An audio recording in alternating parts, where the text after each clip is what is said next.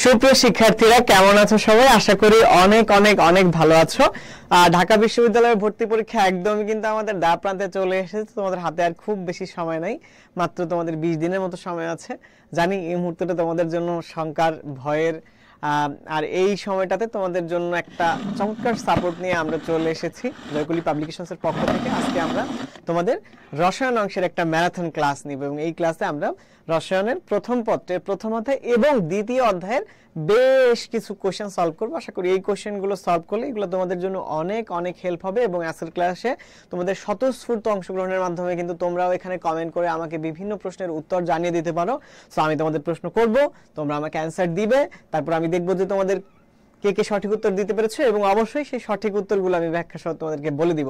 তো চলো আমরা ক্লাসটা শুরু করে ফেলি। তার আগে আমাকে একটু কমেন্ট সেকশনে জানাও বাংলাদেশের কোথা থেকে কে এই মুহূর্তে আমার সাথে এই ক্লাসটি করছো, এবং তোমাদের কোনো ফ্রেন্ডদেরও কিন্তু মেনশন করে দিতে পারো, কারণ অনেক মানুষ মিলে একসাথে ক্লাসটি করলে আমাদের ক্লাসটি আরো বেশি কিন্তু ইন্টারেক্টিভ হয়ে উঠবে। তোমরাও কম্পিটিশন করতে পারবা যে বন্ধুদের মধ্যে কে সবার আগে অ্যান্সার করতে পারছো। ওকে, সো আমরা একটু ওয়েট করি, আর কিছু মানুষ আসলে আমরা ক্লাসটা শুরু করে ফেলবো, মেবি 30 সেকেন্ড। তোমরা আমাকে একটু জানাও আমার ভয়েসটা শোনা যাচ্ছে কিনা, ইজ এভরিথিং ক্লিয়ার? আমার ভয়েস শোনা যাচ্ছে কিনা, এভরিথিং ক্লিয়ার কিনা? ওকে, সো অনেকেই আমার সাথে জয়েন করে ফেলেছে। সো আমরা কোশ্চেনের দিকে চলে যাই। দেখো আমাদের প্রথম যে প্রশ্নটা আছে সেটা হচ্ছে কি, শিখা পরীক্ষায় কোন আয়নটি নীলাভ সবুজ বর্ণ দেয়? হ্যাঁ, শিখা পরীক্ষার মাধ্যমে আমরা আয়ন শনাক্তকরণ করতে পারি, আর একটু স্পেসিফিক ভাবে বলতে হয় কি, আমরা ক্যাটায়ন শনাক্তকরণ করতে পারি। তো শিখা পরীক্ষার মাধ্যমে কোন আয়নটি নীলাভ সবুজ বর্ণ দেখায়? দেখি আমাকে একটু কমেন্টে জানাও তো যে এটা সঠিক উত্তর কি হবে। ওকে, টার্গেট ডিইউ সে কমেন্ট করেছে ঠিকঠাক আছে। Okay fine. ওকে ওকে, প্রথম প্রশ্ন আমরা দেখব যে নীলাভ সবুজ এই কালারটা শিখা পরীক্ষায় কোন আয়নটি দেখায়। দেখো শিখা পরীক্ষায় এইখানে যে অপশনগুলো আছে তার মধ্যে কপার হচ্ছে নীলাভ সবুজ বর্ণ দেখায়, এবং বাকিগুলো কি কি কালার দেখায় সেটাও আমরা একটু শিখে ফেলি। যেমন এখানে ক্যালসিয়াম আছে, ক্যালসিয়াম কিসের মতো বর্ণ দেয়? ক্যালসিয়াম দেয় হচ্ছে ইটের মতো লাল, ঠিক আছে, ইটের মতো লাল, বা হচ্ছে ব্রিক রেড। স্ট্রোনশিয়ামও কিন্তু এক ধরনের লাল রং দেয়। স্ট্রোনশিয়াম কোন ধরনের লাল দেয়? স্ট্রোনশিয়াম দেয় হচ্ছে ক্রিমসন রেড। কি বলা হয়? স্ট্রোনশিয়াম এক ধরনের লাল দেয় যেটাকে বলি আমরা হচ্ছে গোধূলি লাল বা ক্রিমসন রেড। গোধূলি মানে ওই যে সূর্যাস্তের সময় দেখবা একটা কালার আসে না পশ্চিম আকাশে, একটা লাল রং, ওইটাকে বলা হচ্ছে গোধূলি লাল বা ক্রিমসন রেড। আর বেরিয়াম দেয় হচ্ছে আপেল গ্রিন বা আপেলের মতো সবুজ। বুঝতে পেরেছো? ওকে, সো আমরা অনেকগুলো শিখে ফেললাম। অনেকেই এটা সঠিক উত্তর দিছে, সবার আগে সঠিক উত্তর দিয়ে ফেলতে হচ্ছে মৌমিত্র। এরপরে আরো অনেকেই সঠিক উত্তর দিছে। অনুসূয়া সঠিক উত্তর দিয়েছে, তারপরে হচ্ছে আফরিন সঠিক উত্তর দিয়েছে, তারপরে হচ্ছে প্রান্ত সঠিক উত্তর দিয়েছে, কামাল সঠিক উত্তর দিয়েছে, হাসান হাবিব সঠিক উত্তর দিয়েছে। ফাইন। সো পরের কোশ্চেন চলে যায়, নিচের কোনটাকে পানিতে ফেললে বিস্ফোরণের মাধ্যমে আগুন ধরে যায়? এবং এইটার উত্তর আসলে খুব অ্যাডভান্স দিয়ে ফেলছে হচ্ছে হাসান হাবিব। সো এটা সঠিক উত্তর হচ্ছে সোডিয়াম। ঠিক আছে, আমরা পরের কোশ্চেনগুলোতে তোমাদের সাথে আরো অনেক কুইজ দেখবো। ঠিক আছে, এগুলোর মধ্যে দেখো যে ম্যাগনেসিয়াম, অ্যালুমিনিয়াম বা প্লাটিনাম এগুলো তুলনামূলক কম সক্রিয়, সব থেকে বেশি সক্রিয় হচ্ছে কি সোডিয়াম। এই জন্য পানিতে সোডিয়ামকে ফেলে সেখানে বিস্ফোরণ ঘটে। এবং আরো যেই সব ক্ষার ধাতু আছে যেমন হচ্ছে তোমার ধরো পটাশিয়াম বা সিজিয়াম, এরাও কিন্তু পানিতে ফেললে পরে আগুন ধরে যায়। ওকে, সো আমরা একটু পরের স্লাইডে চলে যাই। পরের স্লাইডে দেখো প্রথম কোশ্চেনটা আছে হচ্ছে কি, মুদ্রা ধাতু নামে যে গ্রুপটি, মুদ্রা ধাতুর গ্রুপ নামে যে গ্রুপটি পরিচিত পর্যায় সারণী, সেটার গ্রুপের নামটা কি, মানে সেটা কোন গ্রুপ? ঠিক আছে, শিখা পরীক্ষাটা তো হয়ে গেছে, যে মুদ্রা ধাতু গ্রুপ নামে পরিচিত কোনটি? দেখি আমরাকে এটা তোমরা একটু কমেন্ট সেকশনে জানাও।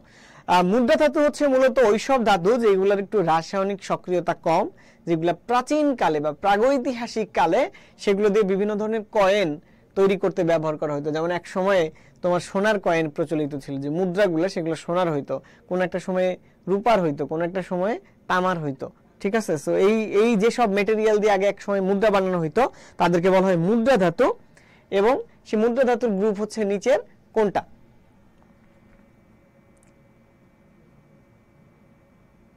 দেখি আমাকে একটু তোমরা জানাও কমেন্ট সেকশনে। অনেকেই সঠিক উত্তর দিতে শুরু করেছে, অনেকে বলতেছে ক, অনেকে বলতেছে খ, কিন্তু এইটার আসলে সঠিক উত্তর হবে হচ্ছে খ, যেটা সবার আগে বলছে হচ্ছে রেডক্স রিঅ্যাকশন। দেখো নামের ভিতরেও কেমিস্ট্রি, ভেরি নাইস। সো এটার সঠিক উত্তর হবে হচ্ছে 1B, অর্থাৎ পর্যায় সারণীর যে 1B গ্রুপটা আছে সেই 1B গ্রুপের নাম হচ্ছে আসলে মুদ্রা ধাতু। এটার ভিতরে কে কে আছে?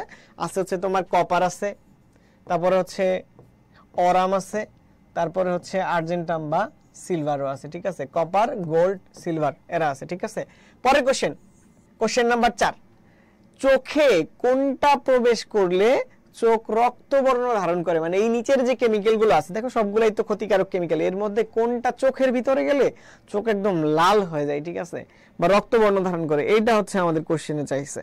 ওকে, তোমরা যে এ বি না লিখে কততে এ কততে বি এইভাবে লিখবা। যেমন ধরো তুমি যদি 4 এর জন্য অ্যানসার করো তাহলে 4 দিয়ে একটা ডট দিয়ে তারপরে অ্যানসার দিবা, তাইলে আমার বুঝতে আর কি সুবিধা হবে।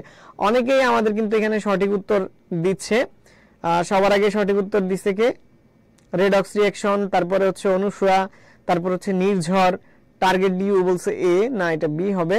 তারপর হচ্ছে প্রত্যয় বৈরাগী বলছে সঠিক উত্তর, সবাই সঠিক উত্তর দিচ্ছে। মাইশা সঠিক উত্তর দিয়েছে, তারপর সাদিয়া আজাদ কনক সঠিক উত্তর দিয়েছে, আফরিন সঠিক উত্তর দিয়েছে, শাহিনুর আক্তার সঠিক উত্তর দিয়েছে। সবাই তোমরা কমেন্ট করতে থাকো। 4 আচ্ছা দেখি 4 আরো কিছু মানুষ কমেন্ট করুক, তোমরা সবাই কমেন্ট করতে থাকো। কোনটা চোখে গেলে পরে চোখের কালার হচ্ছে কি হয়ে যায়? রক্তবর্ণ হয়।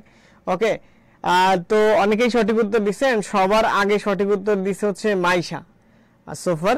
সো এটা সঠিক উত্তর হচ্ছে যে অপশন এ, অ্যামোনিয়াম হাইড্রোক্সাইড। ওকে, তো অ্যামোনিয়াম হাইড্রোক্সাইড যদি চোখের ভিতরে যায় এটা একটা ইরিটেশন তৈরি করে। মানে তোমার ইরিটেশন বলতে বোঝায় কি, একটা মানে চুলকানি টাইপের একটা জিনিস তৈরি করে। সো জিনিসটা কি হয়ে যায় তোমার, তখন আসলে চোখ সেটার প্রতি একটা মানে অ্যাডভার্স রেসপন্স দেখায় এবং চোখ লাল হয়ে যায়। ওকে, সো পরের কোশ্চেনে আমরা চলে যাই। কোশ্চেন 5 এ দেখি এটা কে কে সঠিক উত্তর দিছে।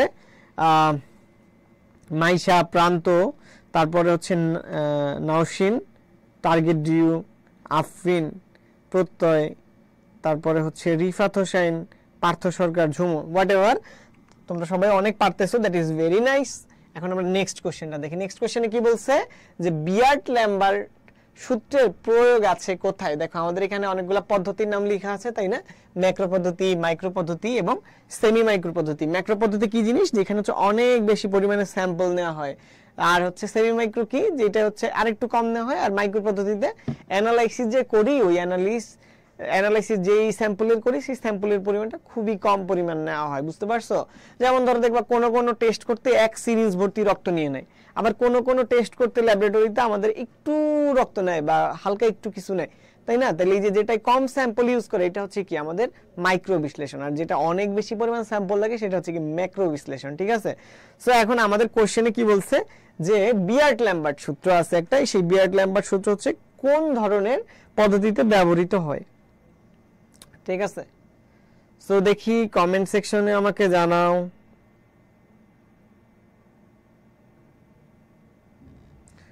অনেকেই কমেন্ট করা শুরু করে দিছে। 5 সবাই বলতেছে 5 ডি। দেখি আরো কেউ এখন পর্যন্ত কিন্তু সঠিক উত্তর আসে নাই। ঠিক আছে, 5 কিন্তু সঠিক উত্তর ডি নয়। ওকে, 5 ডি নয়। একজন এখন বলতেছে সিও না, 5 সঠিক উত্তর হচ্ছে বি। ঠিক আছে, মাইক্রো পদ্ধতিতে হচ্ছে বিয়ার্ট ল্যাম্বার্ট সূত্রের ব্যবহার করা হয়। মানে অনেক কম পরিমাণ স্যাম্পল থাকলে সেখানে কিন্তু তোমার যে বিয়ার্ট ল্যাম্বার্ট সূত্রে ইউজ করে আমরা ওইটার অ্যানালাইসিস করতে পারি। ওকে, এরপরে দেখো পরের যে কোশ্চেনটা আছে 6, পোর্সেলিন বাটিতে সর্বোচ্চ কতটুকু তাপ দেওয়া যায়? ঠিক আছে, তো পোর্সেলিন বাটি হচ্ছে হোয়াইট কালারের ছোট এক ধরনের বাটি, যেটার ভিতরে আমরা কোনো একটা কিছু রেখে অনেক হিট দিতে পারি। এটা চীনামাটির মতো একটা পাত্র, যেটাকে বলা হচ্ছে পোর্সেলিন। ওই চীনামাটির মতো মেটেরিয়ালটার নাম হচ্ছে পোর্সেলিন। তো এই পোর্সেলিন বাটিতে অনেক হিট দেওয়া যায়, এখন সেই কতটুকু হিট পর্যন্ত দেওয়া যায় এটা কিন্তু আমাদের প্রথম অধ্যায় থেকে এই প্রশ্নটা আছে এবং সেই অধ্যায়ের এটা একটা গুরুত্বপূর্ণ প্রশ্ন। সো দেখি তোমরা কি অ্যান্সার দিতে পারো। 6 একজন একটা স্যাড কমেন্ট করছে। ওকে, 6 এ প্রথম প্রশ্ন প্রথমে কেউ কমেন্ট করছিল হচ্ছে এ, বাট এ না, ডিও না।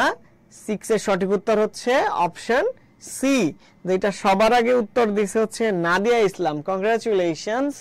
এইটার উত্তর হবে কি অপশন সি, অর্থাৎ তোমার পোর্সেলিন বাটিতে 1500 ডিগ্রি সেলসিয়াস পর্যন্ত হিট দেওয়া যায়। তাহলে বুঝো এটা কত থার্মালি স্টেবল, মানে তাপীয় স্থায়িত্ব এটার অনেক বেশি। হ্যাঁ, তো এটা মনে রাখার চেষ্টা করবা যে পোর্সেলিন বাটিতে আমরা 1500 ডিগ্রি সেলসিয়াস পর্যন্ত তাপ দিতে পারি। ওকে, 1500 ডিগ্রি সেলসিয়াস পর্যন্ত তাপ দিতে পারি। ওকে, এখন আমরা নেক্সট কোশ্চেনে চলে যাই। প্রথমদের কোশ্চেনগুলো আসলে জাস্ট একটু মুখস্থ টাইপের, এখানে কিন্তু খুব বেশি প্যাচ নাই, খুব বেশি টেকনিক ইউজ করার কিছু নাই, তুমি জাস্ট দেখবা and you go for it. Okay, so দেখো পরের কোশ্চেনটা কি বলছে, কোন ল্যাবরেটরি বিকারকটি ক্ষয়কারক, মানে নিচের যেগুলো আছে এগুলোর মধ্যে কোনটা ক্ষয়কারক, অর্থাৎ কোনটা তোমার হাতে পড়লে বা কোন একটা জায়গায় পড়লে সেই জায়গায় তোমার করোশন হওয়ার প্রবণতা আছে বা ক্ষয় হওয়ার প্রবণতা আছে। দেখি এখানে কি আছে, একটা সোডিয়াম কার্বনেট আছে, সালফিউরিক অ্যাসিড আছে, সোডিয়াম ক্লোরাইড আছে, সোডিয়াম থায়োসালফেট আছে। তো দেখি তোমরা কমেন্ট করো তো কোনটা হতে পারে।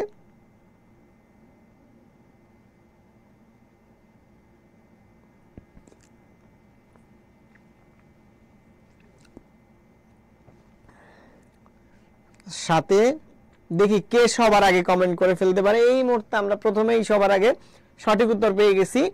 কে কমেন্ট করছে? শাহানারা বেগম, কংগ্রেচুলেশন। এরপরে হচ্ছে আরিয়া আফরিন, দুজনেই সঠিক উত্তর দিছে, একদম একই টাইমে দুজনেই आंसर করছে সবার আগে। সঠিক উত্তর হচ্ছে কি হবে? Sulphuric acid. দেখো এখান থেকে বোঝা যাইতেছে যে সোডিয়াম ক্লোরাইড এটা হচ্ছে খাওয়ার লবণ, এটাও একটা তোমার লবণ, এগুলো সাধারণত ক্ষয়কারক হয় না। সো এই দুইটা যে আছে তার মধ্যে সঠিক উত্তর হবে এইটা, কারণ সালফিউরিক অ্যাসিডটা অনেক করসিভ, এটা তোমার হাতেটাতে পড়লে হাত জায়গার উপরে ক্ষয় হয়ে যাবে, বুঝতে পারছো? ওই জায়গায় হচ্ছে তোমার ক্ষত হয়ে যাইতে পারে, জামা কাপড়ের মধ্যে পড়লে ছিঁড়ে যায়। আমি ফার্স্ট ইয়ারে যখন পড়তাম তখন একদিন এক ফোঁটা অ্যাসিড এরকম আমার প্যান্টের উপরে পড়ছে পায়ের দিকে, তো সাথে সাথে ওই জায়গায় হচ্ছে একদম পুড়ে গেছে আর কি। সো হোয়াটএভার, পরের যে কোশ্চেনটা আমরা 8 নাম্বার কোশ্চেনের অ্যানসার এখন নিব। সাথে আরো অনেকেই অ্যানসার দিছে সঠিক উত্তর। ঐশী সঠিক উত্তর দিছে, নির্ঝর সঠিক উত্তর দিছে, নাদিয়া সঠিক উত্তর দিছে, মাইশা সঠিক উত্তর দিছে, প্রান্ত, ঐশী, আহসান হাবিব, রিহাত সঠিক উত্তর দিছে। 8 এর সঠিক উত্তর অনেকেই আগে আগে দিয়ে ফেলছে। 8 এর সঠিক উত্তর কি দেখি তোমরা, আগে আগে দিয়ে ফেললে তো হবে না, না না এটা রুল না।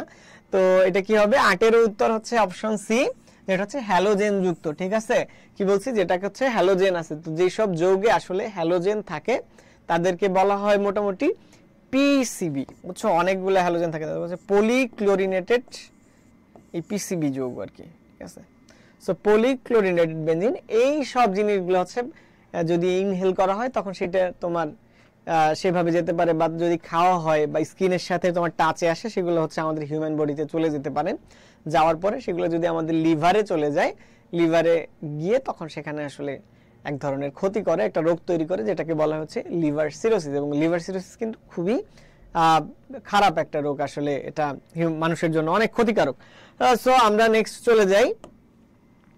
চলে যাচ্ছি পরের কোশ্চেনে।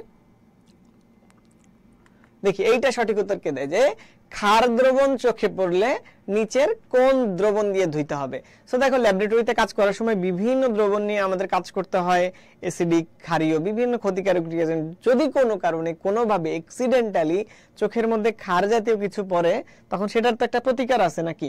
সেই প্রতিকারটা আমরা কি দিয়ে করি সেটা হচ্ছে প্রশ্ন। প্রথমদের কোশ্চেন, দেখি কে সবার আগে অ্যানসার দিয়ে দিতে পারে। ওকে,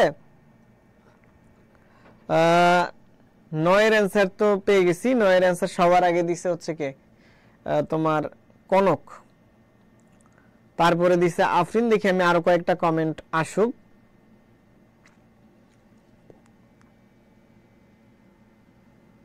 অনেকে সঠিক উত্তর দিয়েছে।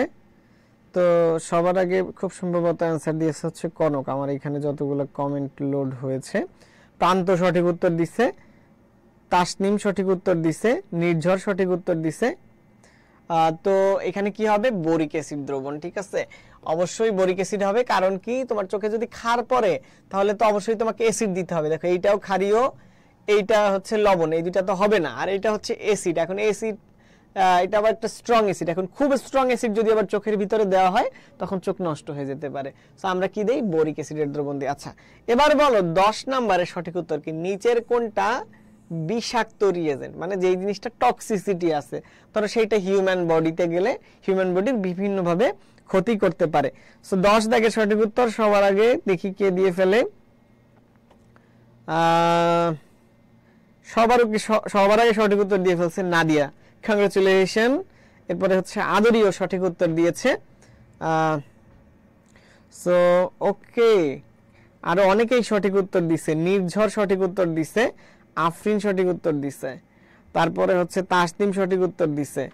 ওকে, সো দেখো এখানে সঠিক উত্তর হবে হচ্ছে বেনজিন, কারণ তোমার এই বেনজিন এটা কিন্তু আসলে খুব ভালো একটা যৌগ না, এটা অ্যারোমেটিক যৌগ, এবং অ্যারোমেটিক যৌগের স্ট্যাবিলিটি বেশি, অনেক স্থায়িত্ব বেশি। এটা যদি হিউম্যান বডির মধ্যে কোনোভাবে ঢুকে এটার বের হইতে সময় বেশি লাগে। যেসব যৌগে হচ্ছে তোমার স্ট্যাবিলিটি কম সেগুলো হচ্ছে বডির থেকে দ্রুত বের হয়ে যেতে পারে, যেসব যৌগ অ্যারোমেটিক যৌগ সেগুলো বডির মধ্যে বেশি সময় থাকে। ঠিক আছে, আচ্ছা সো এই জন্য বেনজিনের বদলে ল্যাবরেটরিতে ব্যবহার করা হয় হচ্ছে টলুইন। মানে বেনজিনেরও যেই ফাংশন, দেখো বেনজিন দেখতে কেমন, এই যে এমন না, আর টলুইন দেখতে এটা প্রায় কাছাকাছি, কিন্তু এটার উপরে জাস্ট একটা CH3 গ্রুপ আছে। ঠিক আছে, সো বেনজিন এটা হচ্ছে টলুইন, এটা হচ্ছে বেনজিন, তো বেনজিনের বদলে এই জন্য টলুইন ব্যবহার করা হয়। ওকে, আমরা নেক্সট স্লাইডে চলে যাই। কি বলেছে যে রাসায়নিক পদার্থকে শুষ্ককরণে কোন যন্ত্রটা ব্যবহার করা হয়। এখন দেখো শুষ্ককরণ কি, ধরো তুমি একটা জিনিস বানাইছো, ধরো তুমি কিছু পরিমাণ সোডিয়াম ক্লোরাইড বানাইছো ল্যাবের ভিতরে, তো এখন এইটা তো ভিতরে পানি থাকতেছে তাই না, মানে শুকনা না, সেই পানিটা তুমি ধরো ফেলে দিতে চাও, এখন তুমি অনেক সময় রোদে দিতে পারবা না, সবসময় রোদে দেওয়া যায় না, কারণ অনেক সময় অনেক কেমিক্যাল রোদে দিলে নষ্ট হয়ে যায়। তাহলে তখন তুমি এটা কিভাবে শুকাবা, এটা শুকানোর জন্য একটা যন্ত্র ব্যবহার করা হয়, সেই যন্ত্রটার নাম এখানে চাইছে। তাইলে কি হইতে পারে চিন্তা করো তো, এখানে একটু দেখি কমেন্ট সেকশনে আমাকে জানাও। ও তোমরা অনেক ফাস্ট, সবার আগে এটাকে সঠিক উত্তর দিয়ে দিছে হইতেছে রুনু, কংগ্রেচুলেশন। এরপরে হচ্ছে আদরি, তুমি সবাই সঠিক উত্তর দিচ্ছ, অনেক পারছো তোমরা, good, very good. Hasibul, Morshed, Habib, Manjila, Tamanna, Tasnim, সেই সেই সেই সবাই সঠিক উত্তর দিচ্ছ, ওয়াও ভেরি নাইস। এটা সঠিক উত্তর হবে হচ্ছে ডেসিকেটর। কি হবে, ডেসিকেটর। দেখো ক্যালোরিমিটার দিয়ে হচ্ছে তাপ কতটুকু শোষণ করে বা তাপ কতটুকু তৈরি হয় সেইটা মাপা যায়, মানে তাপমাত্রা না, কিন্তু তাপের পরিবর্তনটা মাপা যায়। আর এই বুনসেন বার্নার দিয়ে হচ্ছে কোনো কিছুকে হিট দেওয়া হয়। ফিউম হুড হচ্ছে কি, ওই যে ল্যাবরেটরিতে অনেক সময় ক্ষতিকারক বিক্রিয়াগুলা একটা তোমার শেডের নিচে গিয়ে করা হয়, সেটার নাম হচ্ছে ফিউম হুড। এখানে সঠিক উত্তর হবে হচ্ছে ডেসিকেটর। ডেসিকেটরের মধ্যে কোনো কিছু রাখলে সেই জিনিসটার থেকে ডেসিকেটর পানি শোষণ করে নিয়ে যায়, এবং ডেসিকেটরের মধ্যে কিছু ডেসিকেটিং এজেন্টও দিতে হয়। ঠিক আছে, সো ওই জিনিসগুলো কিন্তু তুমি হচ্ছে এই যে রসায়ন বিচিত্রার ভিতরে পাবা। সো তুমি যদি আসলে প্রস্তুতিকে শানিত করতে চাও সেক্ষেত্রে তোমাকে রসায়ন বিচিত্রা পড়তে হবে, এবং শেষ মুহূর্তের প্রস্তুতির জন্য তুমি পড়বা হচ্ছে এই হাইলাইটস। ঠিক আছে, রসায়ন বিচিত্রার একটা হাইলাইটস আছে। হাইলাইটসটা কেমন, যেমন ধরো তুমি যখন একটা বই আসলে একটা ম্যাচ দেখো, ফুটবল খেলার ম্যাচ ধরো দেখতে তুমি ভুলে গেছো, তখন পরের দিন হাইলাইটসটা দেখো না, হাইলাইটসটা দেখলে কি হয় যে একবারে খেলার একটা ওভারভিউ বোঝা যায়। তো এটার ভিতরেও কিন্তু বইয়ের চুম্বক অংশের জিনিসগুলো আছে। তো জাস্ট এই বইটা তোমরা এখন লাস্ট কিছুদিনের জন্য পড়তে পারো, তোমাদের জন্য অনেক অনেক অনেক হেল্পফুল হবে। 12 দাগের কোশ্চেনের আনসার কি, ক্রোমিক অ্যাসিড কি জিনিস। ক্রোমিক অ্যাসিড কিন্তু খুবই গুরুত্বপূর্ণ একটা জিনিস, এটার থেকে পরীক্ষা আসার সম্ভাবনা হচ্ছে অনেক বেশি। ঠিক আছে, তো ক্রোমিক অ্যাসিড নিচের কোনটা। ওরে তোমরা তো অনেক আগের থেকে সঠিক উত্তর দেওয়া শুরু করছো। সবার আগে সঠিক উত্তর দিচ্ছে আদরি, তারপর হচ্ছে ফাইজা রাব্বি রুনু, হ্যাঁ ওকে, তারপর হচ্ছে অনুসুয়া, তারপরে হচ্ছে রিহাত, আর যে বাবলা তার ফ্রেন্ডকে মেনশন করছে, ভেরি নাইস। তারপরে হচ্ছে নওশিন নাওয়ার, নির্ঝর, প্রত্যয় বৈরাগী, মাইশা, সবাই সঠিক উত্তর দিচ্ছে। এটার অ্যান্সার হবে কি, অপশন বি, অর্থাৎ পটাশিয়াম ডাইক্রোমেটের একটা দ্রবণ, এবং সেখানে ভিতরে কি থাকবে, গাঢ় সালফিউরিক অ্যাসিডের দ্রবণ, ঠিক আছে। সালফিউরিক অ্যাসিড এবং এই পটাশিয়াম ডাইক্রোমেটের এই দ্রবণটাকে বলা হয় কি ক্রোমিক অ্যাসিড। ক্রোমিক অ্যাসিড কিসে ব্যবহার করা হয়? ল্যাবরেটরিতে কাঁচ যন্ত্র পরিষ্কার করার ক্ষেত্রে ব্যবহার করা হয় এবং সেখানে কি ধরনের বিক্রিয়া ঘটে? জারণ বিক্রিয়া ঘটে। এই তিনটা জিনিস কিন্তু খুবই গুরুত্বপূর্ণ জানতে হবে যে ক্রোমিক অ্যাসিডের সংকেত কি, ক্রোমিক অ্যাসিড কি কাজে ব্যবহার করা হয়? কাঁচের যন্ত্রপাতি ধোয়ার ক্ষেত্রে, পরিষ্কার করার ক্ষেত্রে ব্যবহার করা হয়, হার্ট ক্লিন করার ক্ষেত্রে। এন্ড লাস্টলি কি বলছি যে এটা যখন পরিষ্কার করে তখন সে কোন একটা বিক্রিয়া ঘটায়। কি বিক্রিয়া ঘটায়? জারণ বিক্রিয়া ঘটায়। এই জিনিসগুলো তোমাকে জানতে হবে। Okay fine. সো আমরা নেক্সট কোশ্চেনের ভিতরে চলে যাই। পরের কোশ্চেনটা কি বলছে দেখো, দেখি কে সঠিক উত্তর দিতে পারে। দেখো এমএসডিএস, এটার পূর্ণরূপ কি? এমএসডিএস। তো এমএসডিএস হইতেছে কি, ধরো আমি ল্যাবরেটরির জন্য একটা কেমিক্যাল কিনলাম, হ্যাঁ। তো এখন এই কেমিক্যালটা ল্যাবরেটরির জন্য একটা কেমিক্যাল কিনলাম, এখন এই কেমিক্যালটা কেমন সেটা আমার মানে সেটা কি আমার নাকে গেলে সমস্যা কিনা, হাতে লাগলে সমস্যা কিনা, কিভাবে ক্ষতিকর কিভাবে ভালো, এই জিনিসগুলো একটা শীটের ভিতরে লেখা থাকে। এইটার নাম হচ্ছে এমএসডিএস। এখন এমএসডিএস এর পূর্ণ রূপটা কি এইটা হচ্ছে তোমাদেরকে বলতে হবে। দেখি এই 13 দাগের সঠিক উত্তর কে সবার আগে দেয়।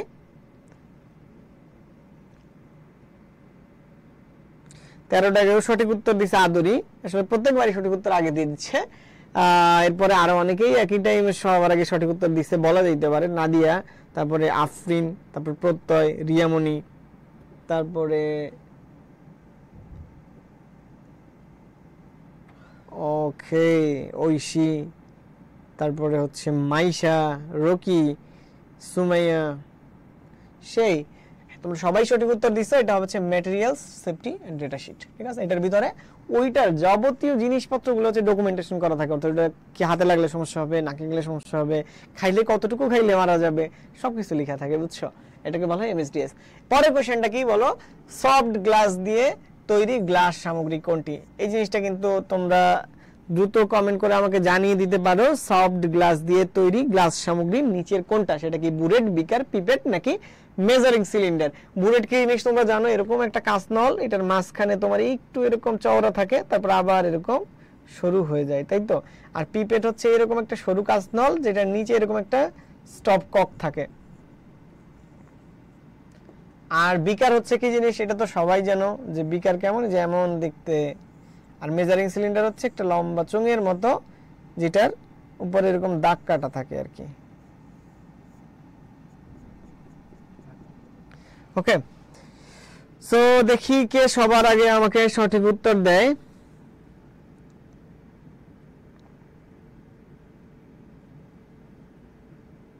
এটা আসলে দুইটা উত্তর হইতে পারে এখানে, ঠিক আছে। এখানে দুইটা উত্তর হওয়া সম্ভব। দেখি তোমরা কোনটা দাও।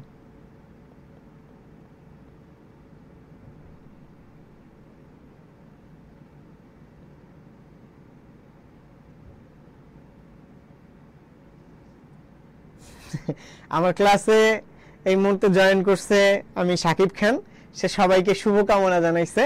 সাকিব খানকে অনেক অনেক ধন্যবাদ আমার ক্লাসে আসে কমেন্ট করার জন্য। তো এখানে অনেকেই কমেন্ট করতেছে বিকার, কিন্তু এটা আসলে সঠিক উত্তর বিকার হবে না। যে সবার আগে দুইটা সঠিক উত্তর দিতে পারছে সেটা হচ্ছে নাদিয়া ইসলাম। এটা সঠিক উত্তর হবে হচ্ছে বুরেট এবং পিপেট দুইটাই। বুরেট এবং পিপেট দুইটাই হচ্ছে সফট গ্লাস দিয়ে তৈরি করা হয়। ওকে ওকে, অনেকে বি বলতেছে, বাট বি হবে না, it's not the correct answer. এই দুইটা হচ্ছে সঠিক উত্তর, অর্থাৎ বুরেট এবং পিপেট। ওকে, বুরেট এবং পিপেট। ওকে, আমি নেক্সট চলে যাচ্ছি পরের কোশ্চেনে। আমাদের পরের কোশ্চেন কি বলে যে কোন পাত্রে প্রমাণ দ্রবণ প্রস্তুত করা হয়? ঠিক আছে, ল্যাবরেটরিতে যখন তুমি কোনো টেস্ট করবা তখন এটা হচ্ছে আসলে 15 নম্বর কোশ্চেন ধরে তোমরা ইয়ে করো 15, যে কোন পাত্রে প্রমাণ দ্রবণ প্রস্তুত করা হয়। তুমি প্রমাণ দ্রবণ কি জিনিস? প্রমাণ দ্রবণ হচ্ছে যেই দ্রবণের ঘনমাত্রা জানা থাকে। হ্যাঁ, তো ধরো তুমি একটা নন কনসেন্ট্রেশন মানে জানা ঘনমাত্রা একটা দ্রবণ যদি বানাইতে চাও তাহলে কিসের ভিতরে সেই দ্রবণটা বানাবা? এটা বলছে কিসে। আজকে একটা হইতেছে বুরেট, আরেকটা আছে মেজারিং সিলিন্ডার, একটা পিপেট, আরেকটা হচ্ছে আয়তনমিতিক ফ্লাস্ক। তো বুরেট তোমরা চিনো। বুরেট হচ্ছে এই যে এরকম দেখতে, এরকম লম্বা একটা নল, তার নিচে এরকম একটু ছিদ্র থাকে আর এখানে একটা এরকম কক থাকে। এই কক দিয়ে হচ্ছে ছাড়লে পরে এখান থেকে ফোটায় ফোটায় ফোটা ফোটা কেমিক্যাল পড়ে। আর মেজারিং সিলিন্ডার হচ্ছে এরকম একটা চোঙ, জাস্ট এটা মাপা যায়। এখানে এরকম 1 ml 2 ml 3 ml এরকম দাগ কাটা থাকে। পিপেটও তোমরা চিনো। পিপেট কিরকম? এরকম একটা কাঁচ নাও, জাস্ট মাঝখানের পার্টটা একটু মোটা থাকে, আবার নিচের পার্টটা আবার চিকন থাকে। ঠিক আছে, আর আয়তনমিতিক ফ্লাস্ক হচ্ছে এরকম একটা ভলিউমেট্রিক ফ্লাস্ক, আর এইখানে উপরে খোলা থাকে, এখানে দাগ কাটা থাকে, একটাই দাগ কাটা থাকে, ঠিক আছে। সঠিক উত্তর সবার আগে কে দিছে দেখি, সবার আগে সঠিক উত্তর দিছে হচ্ছে মহিমা আক্তার। কংগ্রাচুলেশন, তুমি সঠিক উত্তর দিয়েছো। এরপরে হাসান হাবিব, বাবলা, মঞ্জিলা, আমানুল্লাহ, 16 দাগের অ্যান্সার অনেকে দিয়ে ফেলছে, সাদির অপশন, ওকে সবই সঠিক উত্তর, অপশন ডি আয়তনমিতিক ফ্লাস্ক। এই যে যেটা আছে এটার মধ্যে হচ্ছে প্রমাণ দ্রবণ করা হয়, কিভাবে করা হয়, এটার মধ্যে তুমি ধরো কিছু পরিমাণ কেমিক্যাল নিবা, তারপরে হচ্ছে 100 ml পর্যন্ত এরকম দিলা পানি দিয়ে আটকা ঝাঁকানি দিলেই একটা প্রমাণ দ্রবণ তৈরি হয়ে যায়, ঠিক আছে। এরপরে লাস্টের যে কোশ্চেনটা দেখো এখানে 16 নাম্বার, যে কিডনি সম্পূর্ণভাবে বিনষ্ট হয় নিচের কোনটার প্রভাবে, ঠিক আছে। মানে এই যে যে জিনিসগুলো আছে এগুলোর মধ্যে কোনটা আমাদের কিডনির জন্য মারাত্মক এবং ভীষণ রকমের ক্ষতিকারক, দেখি কি হবে। অনেকেই সঠিক উত্তর দিয়ে ফেলছো। তারপরে আমি আরো কিছু কমেন্ট দেখি, এখানে হবে হচ্ছে সবার আগে সঠিক উত্তর দিছে নাদিয়া, এরপরে হচ্ছে আদরি সঠিক উত্তর দিছে, তারপরে হচ্ছে রিফাত সঠিক উত্তর দিছে, আর যে বাবলা সঠিক উত্তর দিছে, তারপর হচ্ছে নির্ঝর সঠিক উত্তর দিছে, মোর্শেদ মিয়া সঠিক উত্তর দিছে, আরিয়া আফরিন সঠিক উত্তর দিছে। এখানে সঠিক উত্তর হচ্ছে অপশন বি বা পটাশিয়াম পারম্যাঙ্গানেট। এই পটাশিয়াম পারম্যাঙ্গানেট কিন্তু দেখবা ওই যে মাছ যখন কোনো একটা পুকুরে, গ্রামে কোনো একটা পুকুরে মাছ মারা যাওয়া শুরু করে তখন পটাশ দেয়, এই পটাশটাই হচ্ছে পটাশিয়াম পারম্যাঙ্গানেট। এটা যদি কোনো কারণে হিউম্যান বডির ভিতরে যায় এটা কিন্তু কিডনির জন্য খুবই খুবই খুবই লিথাল একটা জিনিস। ওকে ওকে দেখছো আমাদের যে রাসায়নিক জিনিসপত্রের ক্ষতিকারক প্রভাব সম্বন্ধে কিন্তু জানা দরকার। আমাদের আশেপাশে অনেক কেমিক্যাল আছে যেগুলো হচ্ছে আমাদের জন্য ভীষণ রকম ক্ষতিকারক। সো পরের কোশ্চেনটা কি বলছে, পরিবেশ বান্ধব পচনশীল হ্যান্ড গ্লাভস কোনটা, পরিবেশ বান্ধব পচনশীল হ্যান্ড গ্লাভস কোনটা। ওকে দেখি এটা আমাকে সঠিক উত্তর জানায় দাও তোমরা কমেন্টে।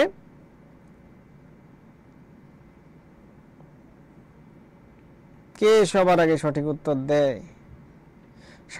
17তে সবার আগে সঠিক উত্তর দিচ্ছে আদরি, নেক্সট দিচ্ছে নাদিয়া।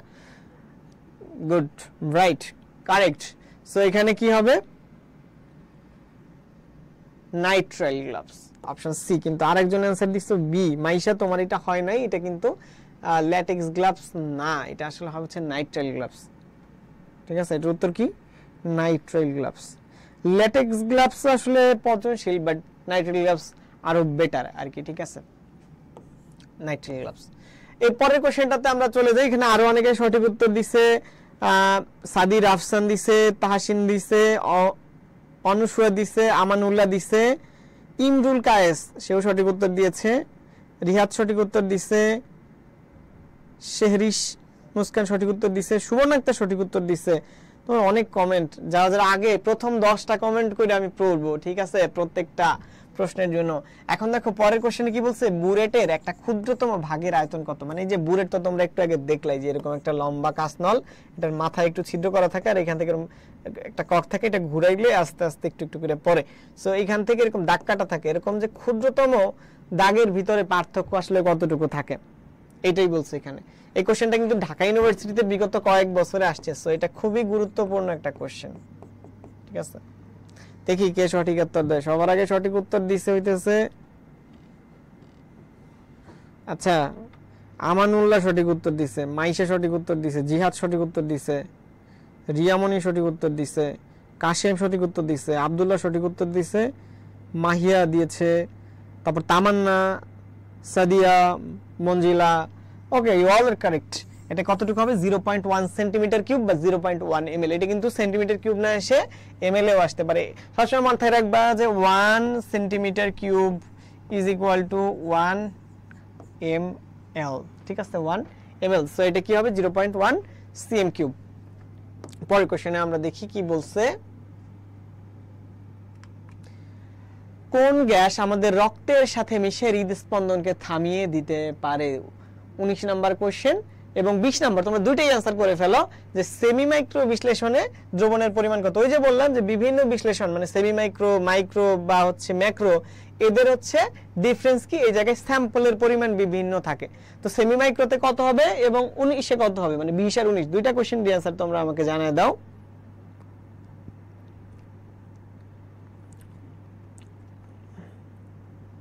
19-20, 19-এর সঠিক উত্তর অনেকেই দেওয়া শুরু করছো, বাট দুইটা একসাথে তোমরা কমেন্ট করে ফেলো, আলাদা আলাদা না। ওকে, তোমাদের মধ্যে অনেকেই হয়তো মেডিকেল ভর্তি পরীক্ষার রেজাল্ট দেওয়ার পরে একটু ডিপ্রেশনে আসো। ডিপ্রেশনে থাকাটা স্বাভাবিক, কিন্তু আসলে একটা জায়গায় না হওয়া বা এক চান্সে কোনো একটা কিছু না হওয়া মানে কিন্তু জীবনের সবকিছু শেষ না। তো আমার বিশ্বাস যে মানুষ পরাজিত হওয়ার জন্য জন্মগ্রহণ করে না, এটা আমার বিশ্বাস আর কি। তুমি যদি কোনো কিছু মন থেকে চাও সৃষ্টিকর্তার কাছে, সে অবশ্যই তোমাকে সেটা দিবে। So don't lose hope so fast, so early. তো এত সহজে এত দ্রুত আশা হারানোর কিছু নাই। তুমি একটা রাস্তা বন্ধ হওয়া মানে কিন্তু তোমার জন্য আরো হয়তো অনেক রাস্তা সৃষ্টিকর্তা তোমার জন্য খোলা রেখেছে সামনে, তুমি জানো না, ইউ নেভার নো তোমার সাথে কি ঘটতে চলছে। সো যাদের বিভিন্ন কারণে হয়তো আসে নাই মেডিকেলে, বা হয়তো অনেক ভালো প্রিপারেশন নিয়েছিলে বাট কোনো কারণে পরীক্ষার হলে গিয়ে ভালো আউটপুট দিতে পারো নাই, আমার তোমাদের প্রতি অনুরোধ হচ্ছে আর কয়েকটা দিন ধৈর্য সহকারে পড়ো। ধৈর্য ধরে পরিশ্রম করলে সৃষ্টিকর্তা কাউকে বঞ্চিত করে না। হ্যাঁ, সামনে আরো অনেক বেটার অপরচুনিটি তোমাদের জন্য থাকতে পারে। তুমি অবশ্যই ডাক্তার পেশা একটা মহান পেশা, বাট এটাতে না হইলে বা তোমার একটা জায়গায় না হইলে যে তোমার জীবনে আর বেটার কিছু হবে না, এটা কিন্তু কখনোই না। আরো অনেক কিছুই ভালো হতে পারে তোমার সাথে। সো ঢাকা বিশ্ববিদ্যালয়ে ভর্তি পরীক্ষার জন্য আর মাত্র 20 দিন সময় আছে। এই 20টা দিন তোমরা ভালো করে পড়ো, পরিশ্রম করে পড়ো, এবং ওই যে মন থেকে সৃষ্টিকর্তার কাছে চাও, অবশ্যই তোমাদের জন্য ভালো কিছু হবে বলে আমি বিশ্বাস করি। হ্যাঁ, তো যাই হোক, এখানে অনেকে অনেক প্রশ্ন করছে। একজন লিখছে হচ্ছে যে ভাইয়া, চান্স না পেলে কি বিয়ে করা উচিত কিনা? এখন এই প্রশ্নের উত্তর আমি বলতে পারবো না, কারণ কোনোটার এক্সপিরিয়েন্সই আসলে আমার নাই। যেহেতু ঢাকা বিশ্ববিদ্যালয়ের ভর্তি পরীক্ষা দিয়েছি, কোশ্চেন কিরকম আসতে পারে ওইগুলার এক্সপিরিয়েন্স আছে। তো চান্স না পেয়ে কেমন ডিপ্রেশন লাগে সেটার অভিজ্ঞতা আসলে আমার নাই, এবং আমি বিশ্বাস করি আমার ক্লাস যারা করতেছো তোমাদেরও এরকম কারো না হোক, সবাই কোনো না কোনো জায়গায় চান্স পেয়ে যাও। আর আসলে বিয়ে করা উচিত কি না উচিত সেটারও আমার অভিজ্ঞতা নাই, সো সেটাও আমি তোমাদেরকে অভিজ্ঞতা ছাড়া সাজেশন দিতে পারতেছি না। What ever. এর পরের কোশ্চেন হচ্ছে কি, মেডিকেল এডমিশন ব্যাচে কোচিং করেছিলাম, এতটুকু টাইমে কিভাবে ডিইউ এর প্রিপারেশন নিতে পারি? ম্যাথ স্কিপ করে বাংলা দাগাবো, ঠিক হবে কিনা? দেখো, এখানে কিছু জিনিস আমি বলি, ম্যাথ তুমি স্কিপ করবা কিনা এটা আসলে তোমার ব্যক্তিগত কিছু বিষয় আছে। যেমন তুমি আসলে ম্যাথ কেমন পারো। ঢাকা ইউনিভার্সিটিতে ম্যাথ কিন্তু বেসিক থেকে আসে, খুব বেশি সহজ আসে না, এটা আমি বলবো খুব বেশি সহজ আসে না। যদিও আমার ম্যাথে বেশ ভালো মার্ক ছিল আমি যখন ভর্তি পরীক্ষা দিয়েছিলাম, কিন্তু ম্যাথ না দাগালে যেটা সমস্যা হচ্ছে, তুমি কিন্তু অনেক জায়গাতেই অনেকগুলো সাবজেক্ট চয়েস দিতে পারবা না। বাট তোমাকে এটা চিন্তা করতে হবে যে তুমি বাংলাটা আসলে কেমন পারো। ঠিক আছে, তুমি যদি বাংলা খুবই ভালো পারো দেন অবশ্যই তুমি ম্যাথ স্কিপ করতে পারো। আমি কি বুঝাতে পেরেছি? আমি আবার ব্যাপারটাকে একটু রিপিট করি, যে তুমি ম্যাথকে স্কিপ করে বাংলা দাগাতে চাচ্ছ। সো আগে তুমি এইটা জাজ করে নাও যে তোমার বাংলা ভালো কিনা, মানে তুমি ব্যাকআপ হিসেবে বাংলা দাগাতে চাচ্ছ, কিন্তু বাংলা দাগাইতে গিয়ে যদি দেখা গেল যে তুমি বাংলা ভালো করতে পারতেছো না, তাইলে কিন্তু বাংলা দাগানোটা তোমার জন্য ভালো হবে না। বুঝতে পেরেছো? সো তুমি যদি বাংলায় ভালো পারো, ম্যাথ স্কিপ করে বাংলা দেখাতে পারো। আর দ্বিতীয় কথা, অনেকেই বলতেছো যে ভাইয়া শেষ এই কয়দিনের মধ্যে কিভাবে হচ্ছে ঢাকা বিশ্ববিদ্যালয়ের প্রস্তুতি নিব। সো এতদিন যেহেতু তুমি মেডিকেলের পড়া পড়ছো, বইয়ের উপরে তোমার খুব ভালো একটা ধারণা আছে, এটা আমি এক্সপেক্ট করতেছি যে বইয়ের কোথায় কি আছে এটা তুমি জানো। জাস্ট তোমার যে জিনিসটা ডেভেলপ করতে হবে, ঢাকা ইউনিভার্সিটির কোশ্চেন প্যাটার্নটা খুব ভালো করে রেকগনাইজ করতে হবে। তো তুমি যেটা করবা, তুমি ঢাকা বিশ্ববিদ্যালয়ের একটা প্রশ্ন ব্যাংক কিনে ফেলবা। জয়কলির প্রশ্ন ব্যাংকের থেকে ভালো ঢাকা বিশ্ববিদ্যালয়ের প্রশ্ন ব্যাংক এই বাজারে নাই। এটা আমি এই পেজে ক্লাস নিচ্ছি দেখে শুধু বলতেছি না, এটা তুমি যদি বইটা একটু হাতে নিয়ে দেখো তুমি নিজেও বুঝতে পারবা। এখানে অনেক বছরের প্রশ্ন আছে, 30-35 বছরের প্রশ্ন আছে। এই প্রশ্নগুলো তোমার একটা হচ্ছে সাল ওয়াইজ দেওয়া আছে, একটা চ্যাপ্টার ওয়াইজ দেওয়া আছে। যেহেতু তোমার হাতে এখন সময় কম, তুমি চ্যাপ্টার ওয়াইজ সব ঢাকা বিশ্ববিদ্যালয়ের প্রশ্নগুলা পড়ে ফেলবা। পড়ে ফেললে এই 20 দিনের ভিতরে তুমি ধরো এক এক দিন এক একটা পেপার পড়বা। ধরো আজকে তুমি বসছো সকাল থেকে সন্ধ্যা পর্যন্ত ঢাকা বিশ্ববিদ্যালয়ের রসায়নের ফার্স্ট পেপারের সব প্রশ্ন পড়ে ফেলবা বিগত এই 35 বছরের। আবার কালকে বসতেছো রসায়নের সেকেন্ড পেপারের সব প্রশ্ন পড়ে ফেলবে। এইভাবে তুমি সব প্রশ্ন পড়ে ফেলো, তোমার যদি বেসিক ভালো থাকে আর এই প্রশ্ন ব্যাংক তুমি যদি আয়ত্ত করতে পারো, ঢাকা বিশ্ববিদ্যালয়ে তোমার চান্স নিশ্চিত। আমি আজকের এই ক্লাসে বলে দিচ্ছি, তুমি মিলাই নিও। ওকে, এবং আমিও লাস্টের কিছুদিন আসলে এইভাবেই প্রিপারেশন নিয়েছিলাম।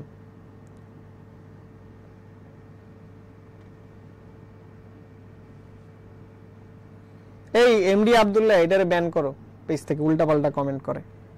শোনো, তোমরা কমেন্ট করবা একটা লিমিটের ভিতরে রেখে কমেন্ট করো, ঠিক আছে? আচ্ছা, ওকে, তো আমরা দেখি এখানে যেটা হবে সেটা হচ্ছে কার্বন মনোক্সাইড, ঠিক আছে? কার্বন মনোক্সাইড হচ্ছে আমাদের নিঃশ্বাসের সাথে যদি যায় তখন এইটা আমাদের রক্তকণিকার ভিতরে যে আয়রন আছে, হ্যাঁ, আমাদের তোমরা জানো রক্তকণিকার ভিতরে কি আছে? হিমোগ্লোবিন আছে, এবং সেই হিমোগ্লোবিনের ভিতরে একটা জিনিস থাকে সেটা হচ্ছে হিম গ্রুপ। এই হিম গ্রুপের মধ্যে একটা আয়রন আছে। এই আয়রনের সাথে গিয়ে এই কার্বন মনোক্সাইড একটা যৌগ গঠন করে ফেলে আর কি, পেন্টাকার্বক্সি আয়রন। সো এই জিনিসটা তখন কি করতে পারে না, আর এই আমাদের রক্তকণিকাটা তখন অক্সিজেন পরিবহন করতে পারে না। আমি আবার একটু সুন্দর করে বুঝাই তোমাদের। ধরো এখানে রক্তকণিকা আছে, হ্যাঁ, এই রক্তকণিকা, লোহিত রক্তকণিকা, এইটার ভিতরে গিয়ে হচ্ছে তোমার এরকম করে অক্সিজেন যুক্ত হয়, বুঝতে পারছো? এই অক্সিজেন যুক্ত হয়, অক্সিজেন যুক্ত হওয়ার মাধ্যমে এটা পরিবহন করে। তো এখন এই অক্সিজেন যে জায়গায় যুক্ত হয়, ধরো সেই জায়গায় গিয়ে যদি হচ্ছে তোমার এই কার্বন মনোক্সাইডটা হচ্ছে যুক্ত হয়ে ফেলে, তাইলে তোমার এই অক্সিজেন কি এখানে আর যুক্ত হইতে পারবে? পারবে না। তাইলে কি করতে পারবে না, যে অক্সিজেন তোমার ব্লাডের মাধ্যমে পরিবহন হইতে পারবে না, তখন হচ্ছে হৃদস্পন্দন থেমে যায় এবং মানুষ তখন মৃত্যুবরণ করে। ওকে, পরের কোশ্চেনটা কি? সেমি মাইক্রো বিশ্লেষণে দ্রবণের পরিমাণ কতটুকু হয়? এটা সঠিক উত্তর হচ্ছে 2 থেকে 4 ml, 2 থেকে 4 ml, ঠিক আছে? সো আমরা নেক্সট কোশ্চেনে চলে যাই। এই কোশ্চেন, এই স্লাইডটা আমরা অনেকক্ষণ দেখলাম, দেখি এইটা সঠিক উত্তর দাও। কি বলছে এখানে? এখন আমরা দ্বিতীয় অধ্যায়ের কোশ্চেন দেখতেছি যে কার্বন এবং অক্সিজেন এই দুইটা পরস্পরের কি ধরনের সম্পর্ক আছে, ঠিক আছে? অর্থাৎ এরা কি পরস্পরের আইসোটোপ, আইসোবার, আইসোটোন নাকি আইসোমার? দেখি সবার আগে কে সঠিক উত্তর দিয়ে দিতে পারে। আর যে বাবলা, তোমার কি কষ্ট হয়ে গেছে ভাই? এই ক্লাসটা ম্যারাথন ক্লাস, আমরা আরো অনেকক্ষণ নিব। তুমি একটু গ্লুকোজ খেয়ে আমাদের সাথে আরো কিছুক্ষণ ক্লাস করো। সবার আগে সঠিক উত্তর দিয়ে ফেলছে হচ্ছে আফরিন। সে বলেছে এটা isotone. Great, you are correct. এরপরে হচ্ছে মাইশা, মাইশাও সঠিক উত্তর দিছে। সাদিক সঠিক উত্তর দিছে। রিয়ামণি সঠিক উত্তর দিছে। মহিমা সঠিক উত্তর দিছে। নাবিলা ইসলাম সঠিক উত্তর দিছে। গ্রেট, তোমরা সবাই সঠিক উত্তর দিছে। এটা হচ্ছে কি হবে? আইসোটোন। কি হবে? আইসোটোন। দেখো কিভাবে বুঝবা, দেখো এই দুইটার নিচের সংখ্যা যদি সমান থাকে তাইলে হচ্ছে আইসোটোপ হয়। কি বলছি? নিচের সংখ্যাটা যদি সমান থাকে তাইলে কি হয়? আইসোটোপ হয়, মানে পারমাণবিক সংখ্যা। আর যদি উপরেরটা সমান থাকে তাইলে কি হয়? আইসো বার হয়। তাইলে এখানে নিচের দুইটা সমান না, উপরের দুইটা সমান না। বাকি যদি এই দুইটা সমান না হয় তাহলে বুঝবা এটা অবশ্যই হচ্ছে আইসোটোন হবে, কারণ এই দুইটার পার্থক্য সেই ক্ষেত্রে সমান। দেখো 14 থেকে 6 বিয়োগ করো, কত থাকে? 14 থেকে 6 বিয়োগ করলে থাকে 8, আবার এই 16 থেকে 8 বিয়োগ করো, থাকে হচ্ছে 8। মানে দুইটারই নিউট্রন সংখ্যা সমান, তাইলে পরস্পরের কি এটা আইসোটোন। আবার বলছে কি নিচের কোন দুইটার ক্ষেত্রে n+l এর মান সমান না। n কি তোমরা জানো? n হচ্ছে প্রধান কোয়ান্টাম সংখ্যা, ঠিক আছে? প্রধান কোয়ান্টাম সংখ্যা। আর এল হচ্ছে কি? এল হচ্ছে সহকারী কোয়ান্টাম সংখ্যা। এল হচ্ছে সহকারী কোয়ান্টাম সংখ্যা আর কি, ঠিক আছে? সো হোয়াটএভার, নিচের কোন দুইটা, মানে এখানে দেখো প্রত্যেকটার মধ্যে দুইটা দুইটা করে এরকম জোড়া দেওয়া আছে, ঠিক আছে? সো এদের কোন জোড়ার ক্ষেত্রে দুইটার জন্য n+l এর মান সমান না। এই দেখছো আমার স্টুডেন্টরা তারা খুবই অ্যাডভান্স, সবাই অনেক আগে আগে সঠিক উত্তর দিচ্ছে। সবার আগে সঠিক উত্তর দিচ্ছে হচ্ছে রিয়া মনি। দেখি আমরা, রিয়া তুমি এই উত্তরটা তোমার আসলে একটু মনে হয় ভুল হয়েছে। এটা আসলে সি হবে না, এইটা হবে হচ্ছে তোমার অপশন, ও আচ্ছা অপশন সি হবে। কোনটার ক্ষেত্রে সমান নয়? হ্যাঁ, রিয়া এই সঠিক উত্তর দিচ্ছে আগে, কারণ এইখানে দেখো 5s এর ক্ষেত্রে n+l এর মান কত? আমরা জানি s এর জন্য হচ্ছে l এর মান কত হয়? 0 হয়। তাইলে 5 + 0, তার মানে এটার জন্য কত? 5। আর p এর ক্ষেত্রে কত? 5 + 1, কারণ p এর জন্য হচ্ছে 1, তার মানে এখানে কত? 6, ঠিক আছে? তাহলে এই দুইটার জন্য n+l এর মান কিন্তু সমান না, বাকি সবগুলোর ক্ষেত্রে n+l এর মান সমান।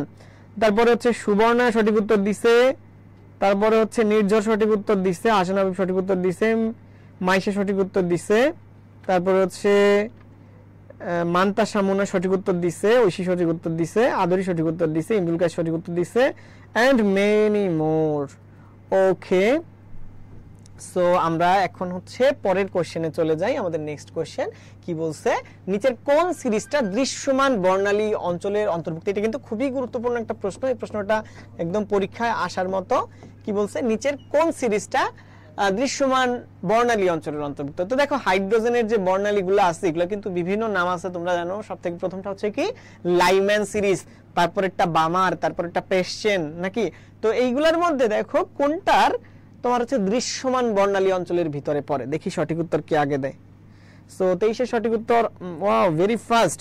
সবার আগে সঠিক উত্তর দিছে হচ্ছে আদরি, তারপরে সঠিক উত্তর দিছে মোনা, তারপরে হচ্ছে রুনু, তারপরে নির্ঝর, তারপরে হচ্ছে আহসান হাবিব, তারপরে হচ্ছে জয় রায়, ইমরুল কায়েস, নাবিলা ঐশী, তামান্না তাসনিম। হ্যাঁ, তো এখানে সঠিক উত্তর হচ্ছে বামার সিরিজ, কারণ বামার সিরিজে যেটা হয় এটা হচ্ছে তোমার দৃশ্যমান। কি বলছি আমরা, এটা হচ্ছে দৃশ্যমান, ঠিক আছে, এটা দৃশ্যমান অঞ্চলে হয়। লাইম্যান যেটা, লাইম্যানটা হচ্ছে তোমার ইউভি অঞ্চলে হয়, আর এরপরে যেগুলো আছে এগুলো সবই হচ্ছে তোমার অবলোহিত অঞ্চলে হয়, ঠিক আছে। পরের কোশ্চেনটা কি বলছে আমাদের, নিচের কোনটা অতি বেগুনি রশ্মির ব্যবহার নয়? দেখি এইটা কে সঠিক উত্তর দিতে পারে 24-এ। অতি বেগুনি রশ্মির ব্যবহার নয়, কি বলছে, crystallography, protein analysis, optical sensor, কোষ এর মেডিকেল ইমেজিং। নয়, এখানে কিন্তু একটা নয় আছে, নয় কথাটা একটু খেয়াল করো তোমরা, ঠিক আছে, এরপরে আনসার করো। সো এটার সঠিক উত্তর হবে হচ্ছে অপশন এ, ঠিক আছে, অপশন এ সঠিক উত্তর দিচ্ছে হচ্ছে রিয়ামনি। Very good. তামান্না তাহসিন, তোমার এটা হয়েছে, তামান্না সাহেব তাহসিনে বলছে অপশন এ। মাইশা সঠিক উত্তর দিচ্ছে, মাহিয়া সঠিক উত্তর দিচ্ছে, কামরুন নাহার সঠিক উত্তর দিচ্ছে, মামুন সঠিক উত্তর দিচ্ছে। এটা হচ্ছে ক্রিস্টালোগ্রাফি। ক্রিস্টালোগ্রাফিতে হচ্ছে তোমার এক্স রে ব্যবহার করা, এক্স রেতে ব্যবহার করা হয়। ক্রিস্টালোগ্রাফি কিসে ব্যবহার করা হয়? ক্রিস্টালোগ্রাফিতে এক্স রে ব্যবহার করা হয়। এক্স রে ব্যবহার করে কোন একটা ক্রিস্টালের শেপ, সাইজ এগুলো আমরা বের করতে পারি। ওকে, সো আমরা নেক্সট কোশ্চেনে চলে যাই। পরবর্তী কোশ্চেনে আমাদের কি আছে, পরের কোশ্চেন বলছে ডিওটি পদ্ধতিতে বা ডট পদ্ধতিতে মাথার খুলির কর্ম পদ্ধতি কিভাবে নির্ণয় করা হয়? ডট একটা পদ্ধতি আছে, মেডিকেল টার্মিনোলজি। এইটাই মাথার খুলির ভিতরে, মানে আমাদের হিউম্যান স্কেলেটনের ভিতরে আর কি, ব্রেইনের ভিতরে কিভাবে কাজ করে জিনিসটা, এটা অনেকটাই বের করা যায়। সো এটার জন্য আমরা এক ধরনের রশ্মি ব্যবহার করি। কোন রশ্মি ব্যবহার করি এটা বলতে হবে তোমাদেরকে। দেখি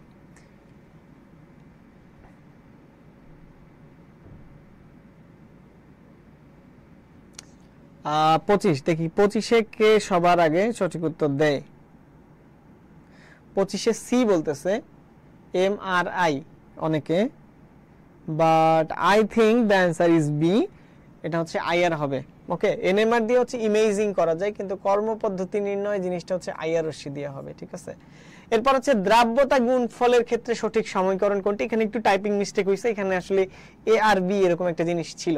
সো ব্যাপারটা হবে হচ্ছে, এই কোশ্চেনটা আমরা এখানে একটু টাইপিং মিস্টেক আছে, এই কোশ্চেনটা আমরা দেখব না। 26 দেখ, আমরা নেক্সট পেজে চলে যাব। নেক্সট পেজে চলে যাব। দেখো এখানে বলছে রাজ অম্ল, যেটার ইংরেজি নাম কি, অ্যাকুয়ারিজিয়া। কি নাম? অ্যাকুয়ারিজিয়া। এইটার ক্ষেত্রে কি কি ব্যবহার করা হয় এটা তোমরা সবাই জানো। হাইড্রোক্লোরিক অ্যাসিড ব্যবহার করা হয় এবং নাইট্রিক অ্যাসিড ব্যবহার করা হয়। এদের সঠিক মোলার অনুপাত কত? মানে অ্যাকুয়ারিজিয়া হইতেছে এমন একটা জিনিস যেটা মোট তালা আছে না, স্টিলের লক, এই লকের মধ্যে অ্যাকুয়ারিজিয়া ঢাইডা দিলে তালা গলে যায়, বুঝতে পারছো তো? সাংঘাতিক একটা কেমিক্যাল, এটার মধ্যে দুইটা অ্যাসিড থাকে, হাইড্রোক্লোরিক অ্যাসিড এবং নাইট্রিক অ্যাসিড। এদেরকে কি অনুপাতে মিক্স করতে হবে, এটা হচ্ছে আমাদের প্রশ্ন। তো দেখি সঠিক উত্তর কে দেয়। আফরিন হক তার বন্ধু মান্তাসাকে মেনশন করছে যে মান্তাসা মুনা একা একা ক্লাস করে, কিন্তু ওদেরকে ইনভাইট করে না, মেনশন করে না, ঠিক আছে। তোমরা সবাই তোমাদের একটু বন্ধু বান্ধবীদেরকে মেনশন করে দাও, নাইলে তারা একটু স্যাট খায়, একটু সেন্টি খায়, একসাথে মিলে আমরা সবাই ক্লাস করি। 27-এর আনসার পরে শুরু করি আমি।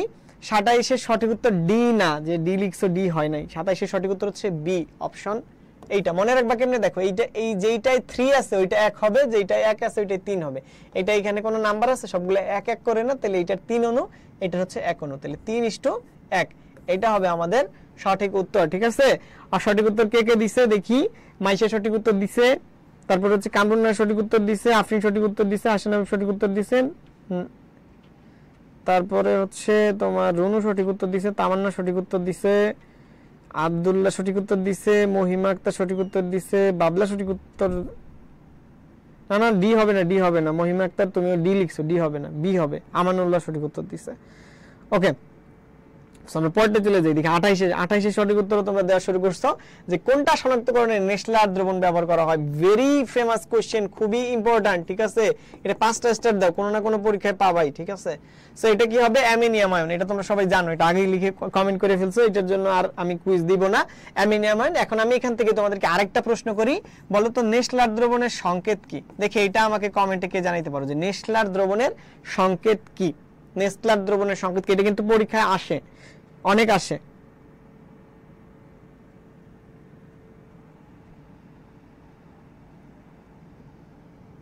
ওকে, সো অনেকেই আমার সাথে ক্লাস করছে এই মুহূর্তে। দেখি এটা তোমরা একটু কমেন্ট সেকশনে আমাকে জানাও। আমার সাথে জয়েন করেছে প্রত্যয় বোস, গ্রেট, ওয়েলকাম।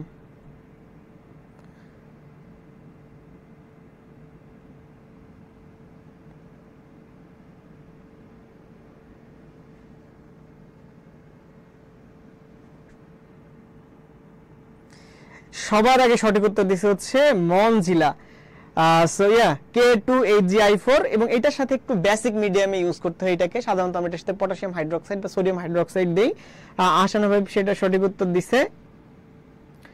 সো কি হবে, এখানে হবে হচ্ছে K2HgI4, ঠিক আছে, এটা হচ্ছে পটাশিয়াম টেট্রা আয়োডো মার্কিউরেট, এটার নাম কি, পটাশিয়াম টেট্রা আয়োডো মার্কিউরেট। ওকে, সো আমরা এটার পিছনে আর না নষ্ট করি, সময় নষ্ট না করি, আমরা পরের দিকে চলে যাই। জাস্ট একটা জিনিস বলি, এই প্রশ্নটা খুবই ইম্পর্টেন্ট, এখান থেকে তোমরা নেসলার দ্রবণের সংকেতটা পড়বা। অনেক সময় পরীক্ষায় এরকম আসে যে অ্যামিনিয়াম আয়ন শনাক্তকরণ করার ক্ষেত্রে কোনটা ব্যবহার করা হয়, অপশনে তুমি চুজ করতে পারবে নেসলার বিকারক। আবার অনেক সময় এমন আসে নিচের কোনটা নেসলার বিকারকের সংকেত, আবার অনেক সময় এরকম আসে যে নিচের কোনটি দিয়ে অ্যামিনিয়াম আয়ন শনাক্তকরণ করা যায়, সেক্ষেত্রে তোমার যে K2HgI4 এটার সংকেত দেওয়া থাকে। তো এই কোশ্চেনটা ঘুরায়া পাচায়া 2-3টা ভাবে দিতে পারে, হ্যাঁ। সো ওইভাবে তোমরা হচ্ছে এটা একটু পড়বা, এটা কিন্তু খুবই গুরুত্বপূর্ণ ঢাকা ইউনিভার্সিটিতে এই বছর আসার মতো। ওকে, সো নেক্সট কোশ্চেনে চলে যাই। নেক্সট কোশ্চেন কি বলছে, যে চক ক্রোমাটোগ্রাফি মূলত কোন ধরনের ক্রোমাটোগ্রাফি? অনেকে এটা সঠিক উত্তর দিছো, and thank you so much. Kamrun Nahar সঠিক উত্তর দিছো, মহিমা আক্তার সঠিক উত্তর দিছো, নির্ঝর সঠিক উত্তর দিছো। নির্ঝর, তুমি এত ডিপ্রেসড একটা নাম কেন আইডিতে দিয়ে রাখছো? নির্ঝরের স্বপ্ন ভঙ্গ। আমরা তোমার জন্য প্রে করি তোমার স্বপ্ন পূরণ হোক, তখন তুমি তোমার আইডির নাম চেঞ্জ করে দিবে নির্ঝরের স্বপ্ন পূরণ। ওকে, সো চক ক্রোমাটোগ্রাফি কি জিনিস? তো চক ক্রোমাটোগ্রাফি হচ্ছে এগুলা আসলে এই কোশ্চেনটা সঠিক উত্তর হবে হচ্ছে, আমি দিয়ে দিচ্ছি তোমাদের, এটা হচ্ছে কলাম ক্রোমাটোগ্রাফি। কলাম ক্রোমাটোগ্রাফি হচ্ছে যখন কোন একটা জিনিসকে এরকম একটা কলামের মধ্যে দিয়ে ব্যবহার করা হয়, ঠিক আছে। তো চক ক্রোমাটোগ্রাফিতে এই কলামটা হচ্ছে চক এর গুঁড়ো দিয়ে পূরণ করা হয় আর কি, ঠিক আছে। এরপর হচ্ছে নিউক্লিক অ্যাসিড পৃথকীকরণে কোনটা ব্যবহার করা হয় ক্রোমাটোগ্রাফির? দেখি এই 30 দাগের অ্যানসার তোমরা আমাকে একটু জানাও কমেন্ট সেকশনে। নিউক্লিক অ্যাসিড কোনটা দিয়ে পৃথক করা যায়? নিউক্লিক অ্যাসিড কি জিনিস বলো তো? নিউক্লিক অ্যাসিড হচ্ছে আমাদের যে ডিএনএ, আরএনএ, এগুলো সেপারেট করা যায় ক্রোমাটোগ্রাফি দিয়ে। ক্রোমাটোগ্রাফি হচ্ছে একটা সেপারেটিং টেকনিক, এটা দিয়ে হচ্ছে মিক্সচার অফ কেমিক্যাল থেকে এক একটা করে সেপারেট করে বের করা যায়, ঠিক আছে। সো এখানে কি হবে, 30-এ কি হবে দেখি, কমেন্ট করো, 30-এ কি হবে? 29-এর সঠিক উত্তর দিছে তামান্না Tahsin, RJ Babla, Nabila Islam Oishi, Asan Habib and so many.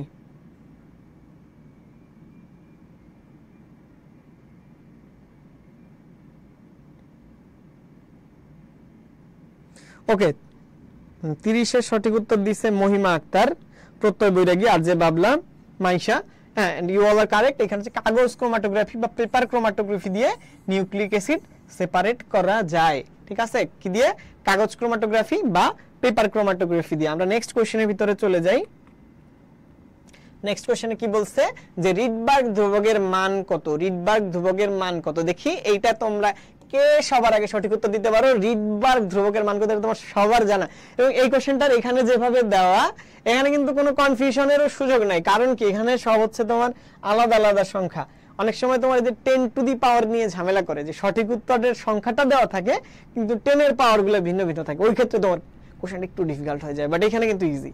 Okay, so দেখি কে সঠিক উত্তর দেয়। 31 এর সঠিক উত্তর হচ্ছে বি, এবং সবার আগে সঠিক উত্তর দিচ্ছে হচ্ছে Pranto Biswas. Thank you so much Nadia, I am really sorry, তোমার অ্যান্সার আমি তো পড়ি। তারপরে হচ্ছে সাদিয়া রহমান সঠিক উত্তর দিছে, সো বি হবে, এটাই বি, ঠিক আছে। মঞ্জিলা সঠিক উত্তর দিছে, তামান্না তাহসিন, অনেক দ্রুত কমেন্ট আসে তো। নাদিয়া ইসলাম কমেন্ট করছে 31 B. Aria Fin, Nabila Islam Oishi, okay thank you so much, এটা তোমরা পারছো। সো এখানে দেখো, এখানে কিন্তু আসলে কোনো তেমন ঝামেলা নাই, কিন্তু যদি অনেকগুলা বিভিন্ন এককে দেওয়া থাকতো তখন আসলে এটা একটু ঝামেলা হয়ে যায়। পরের কোশ্চেন 32 এর অ্যানসার করো যে বোর ব্যাসার্ধের মান কত। বোর ব্যাসার্ধ মানে হচ্ছে যেসব পরমাণুতে একটা ইলেকট্রন থাকে তাদের প্রথম কক্ষপথের যে ব্যাসার্ধ, যেমন ধরো হাইড্রোজেন, এটার প্রথম কক্ষপথের ব্যাসার্ধ কত, এটাকে বলা হচ্ছে বোর ব্যাসার্ধ। সো বোর ব্যাসার্ধের মান কত। 32 এর সবার আগে অ্যানসার দিছে হচ্ছে নাফিজা রহমান, আই গেস বলছে ও এ। You are correct, Nafiza Rahman সবার আগে উত্তর দিছে 32 এ, তারপরে সাদিয়া, তারপরে মিশকাত, তারপরে হচ্ছে রিয়ামণি, এন্ড সবাই এর পরে সঠিক উত্তর দিচ্ছেই।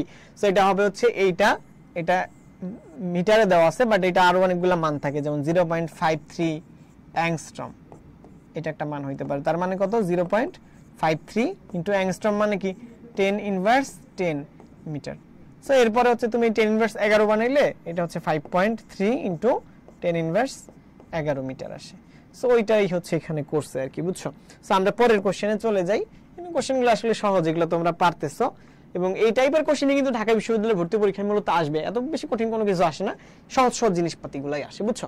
এবার বলছে কি নিচের কোন যৌগটা পানিতে দ্রবণীত হবে। এখানে কি কি আছে, সিলভার ক্লোরাইড, ক্যালসিয়াম সালফেট আছে, ক্যালসিয়াম কার্বনেট আছে, আর হচ্ছে অ্যামিনিয়াম কার্বনেট আছে। দেখি সঠিক উত্তর তোমরা আমার কমেন্টের ভিতরে জানাও, দেখি কে সবার আগে সঠিক উত্তর এখানে দিতে পারে, ঠিক আছে।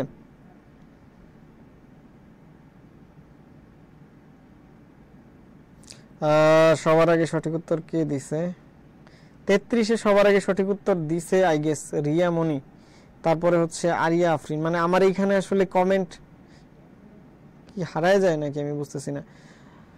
তারপরে হচ্ছে তনু সঠিক উত্তর দিছে, মাইশা সঠিক উত্তর দিছে, তামান্না তাহসিন সঠিক উত্তর দিছে। ওকে, সো এটা হবে কি, এটা হবে অপশন ডি বা অ্যামোনিয়াম কার্বনেট, ঠিক আছে। এইখানে দেখো ক্যালসিয়াম কার্বনেট হচ্ছে পাথর, সিম্পল কথা, এটা দ্রবীভূত হয় না। ক্যালসিয়াম সালফেট দ্রবীভূত হয় না, এবং সিলভার ক্লোরাইড হচ্ছে সাদা রঙের অধক্ষেপ পড়ে। ওই যে আমরা ক্লোরাইড আয়ন শনাক্তকরণ করার জন্য কিন্তু সিলভার নাইট্রেট ইউজ করি, সিলভার নাইট্রেট দিলে হচ্ছে তোমার সিলভার ক্লোরাইডের অধক্ষেপ পড়ে, তার মানে কি সিলভার ক্লোরাইড কিন্তু দ্রবীভূত হয় না। এইরকমই কোশ্চেনটা এখন এখানে বলছে, এই দেখো এখানে এটা দ্রবীভূত হয় না, এটা দ্রবীভূত হয় না, এটা দ্রবীভূত হয় না, তাহলে দ্রবীভূত হবে কোনটা, অপশন ডি। তাহলে তোমরা 34 এর সঠিক উত্তরটা এখন আমাকে একটু জানায় দাও, নিচের কোন পরমাণুতে ডি অরবিটালে ইলেকট্রন আছে। নিচের কোন পরমাণুর ভিতরে ডি অরবিটালে ইলেকট্রন আছে, ঠিক আছে। তার মানে কোনটা ডি ব্লক, এটা বললেই তো হয় নাকি, যে নিচের কোনটা ডি ব্লক, যেটা ডি ব্লক সেটার অবশ্যই ডি অরবিটালে ইলেকট্রন থাকবে। তো দেখি কে সঠিক উত্তর দিছে। আয় রে, অনেক সঠিক উত্তর চলে আসছে। এটা সবাই সঠিক উত্তর দিছে, একদম সবাই সবাই সবাই। সো আমি এটার কমেন্ট পড়বো, পরেরটা থেকে আবার পড়বো, যে এটার হবে হচ্ছে সঠিক উত্তর অপশন ডি, স্ক্যান্ডিয়াম। স্ক্যান্ডিয়াম একটা ডি অরবিটাল মৌল, কিন্তু এটা আবার অবস্থান্তর না। এটা কিন্তু অনেক সময় কিন্তু প্রশ্নে আসতে পারে যে নিচের কোনটা অবস্থান্তর মৌল নয়। তো যদি এখানে স্ক্যান্ডিয়াম থাকে, স্ক্যান্ডিয়াম কিন্তু অবস্থান্তর মৌল নয়। সো আমরা নেক্সট কোশ্চেনে চলে যাই। নেক্সট কোশ্চেনে কি বলছে, যে আয়ন শনাক্তকরণ করার ক্ষেত্রে কোন আয়ন, সালফেট আয়ন, নিচের কোনটা ব্যবহৃত হয়। এবার দেখি কে সবার আগে সঠিক উত্তর দেয়। জয় রায় আগে অনেকগুলো ডি কমেন্ট করছে, ওর নাম আমি পড়ি নাই আগের বার, সরি। ওকে, দেখি 35 এ সঠিক উত্তর দেয়, সালফেট আয়ন শনাক্ত করার ক্ষেত্রে কোনটা ব্যবহৃত হয়। সালফেট আয়ন শনাক্ত করার ক্ষেত্রে নিচের কোনটা ব্যবহৃত হয়। ওকে, সো তনু সবার আগে কমেন্ট করে ফেলছে এটা D, and you are correct, যে বেরিয়াম নাইট্রেট ব্যবহার করা হয়। এই বেরিয়াম নাইট্রেট যখন সালফেটের সাথে বিক্রিয়া করে তখন এখান থেকে হচ্ছে বেরিয়াম সালফেট তৈরি করে। কি তৈরি করে, বেরিয়াম সালফেট। এবং বেরিয়াম সালফেট হচ্ছে পানিতে দ্রবীভূত হয় না, সলিড আকারে থাকে, সলিড। সো তখন এটা অধক্ষেপ আকারে নিচে পড়ে যায় এবং সাদা অধক্ষেপ দেয়, ঠিক আছে, এটা সাদা অধক্ষেপ। সো এইখান থেকে আমরা বুঝতে পারি যে সালফেট আয়ন আছে, ঠিক আছে। তাহলে সালফেট আয়ন শনাক্ত করার ক্ষেত্রে কোনটা ব্যবহার করা হয়, বেরিয়াম নাইট্রেট। আরো অনেকেই সঠিক উত্তর দিছে, জয়ন্ত সঠিক উত্তর দিচ্ছে, সরি জয়মণ্ডল সবার আগে সঠিক উত্তর দিচ্ছে 35 ডি। তারপরে তনু, তারপরে হচ্ছে নির্ঝর, তারপরে হচ্ছে আফরিন, তামান্না, তাসনিম, রিয়ামণি, মাইশা, তারপরে মুনা, আহসান হাবিব, আমানুল্লাহ, মারিয়া মৌ, নাবিলা ইসলাম ঐশী, নাদিয়া ইসলাম, তারপর হচ্ছে মহিমা আক্তার, জয়রায় বলছে এ, কিন্তু এ তো হবে না ভাইয়া, হবে হচ্ছে ডি। ঠিক আছে, এইটা দিয়ে শনাক্তকরণ করা যায় হচ্ছে ক্লোরাইড আয়ন। ঠিক আছে, এটা দিয়ে সিলভার নাইট্রেট দিয়ে কি শনাক্তকরণ করা যায়?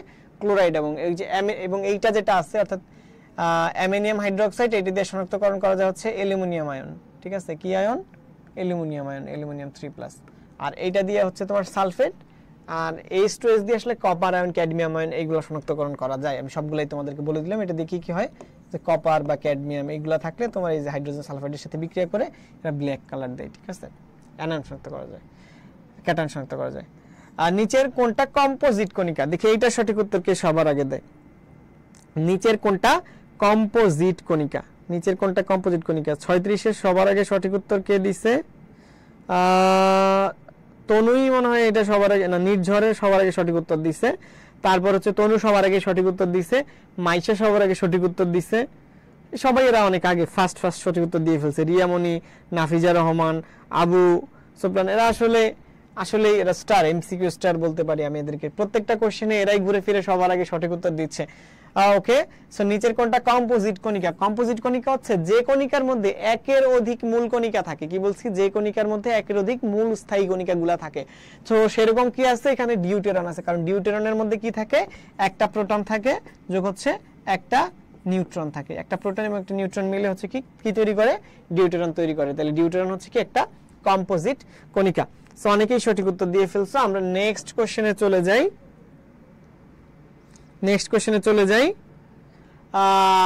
সেটা হচ্ছে কি কোশ্চেন? বলছে আমাদের যে আলফা কণা বিচ্ছুরণ পরীক্ষায় ব্যবহৃত সোনার পাতের পুরুত্ব কত ছিল? আলফা কণা পরীক্ষায় ব্যবহৃত সোনার পাতের পুরুত্ব কত ছিল? দেখি কে সবার আগে এটা সঠিক উত্তর দিতে পারে।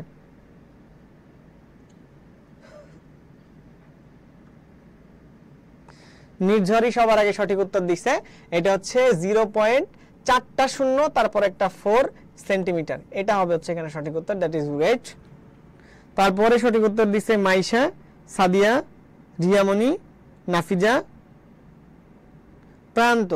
সো এইটা সঠিক উত্তর হবে কি? 0.004 সেন্টিমিটার। এইটা হচ্ছে রাদারফোর্ড এরকম তোমার কি কণা, কি রশ্মি এরকম চালনা করছিল? আলফা রশ্মি। এই আলফা রশ্মির এখানে এরকম একটা সোনার পাত্র রাখছিল, তারপর তার চারপাশে এরকম জিঙ্ক সালফাইডের পর্দা দিয়ে দিছিল আর কি। সো এইভাবেই সে হচ্ছে কি করছিল? রাদারফোর্ডের পরমাণু মডেলের এক্সপেরিমেন্টটা করেছিল। পরের কোশ্চেন হচ্ছে কি? 38, দৃশ্যমান আলোর তরঙ্গদৈর্ঘ্য কত? দৃশ্যমান আলোর তরঙ্গদৈর্ঘ্য আমরা সবাই জানি, এটা খুবই সহজ কোশ্চেন। এটার ভিতরে আমি আর এটার থেকে কমেন্ট পড়বো না।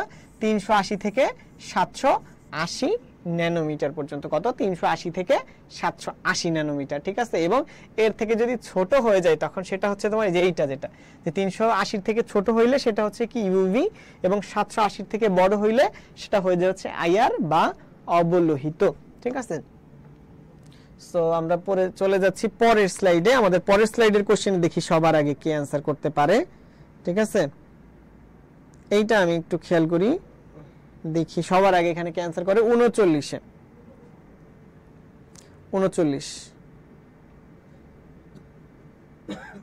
39 দেখি সবার আগে কে অ্যানসার করতে পারে।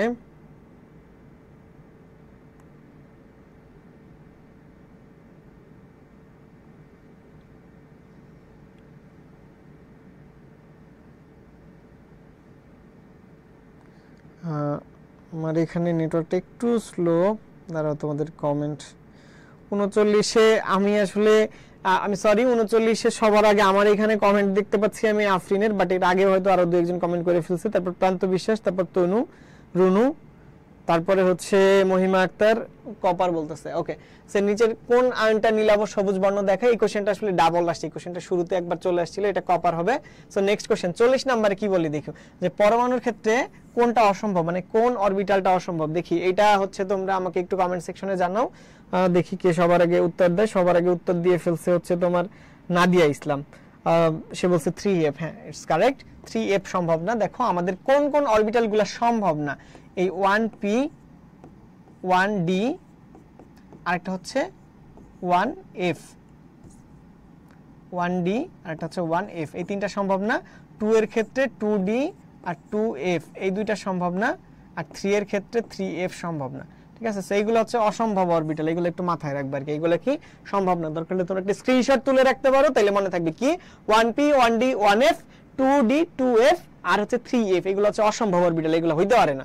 সো এখানে এরকম 3f, এখানে এটা হচ্ছে অসম্ভব অরবিটাল। সো আমরা পরে চলে যাই নেক্সট কোশ্চেনে। নেক্সট কোশ্চেনে আমাদের কি বলছে যে তোমার সর্বাধিক তড়িৎ ঋণাত্মকতা বিশিষ্ট মৌল কোনটা, যে নিচের অপশনে যেগুলো আছে এগুলোর মধ্যে সবথেকে বেশি তড়িৎ ঋণাত্মকতা কার। দেখি কে কমেন্টে এবার সঠিক উত্তর দিতে পারে সবার আগে।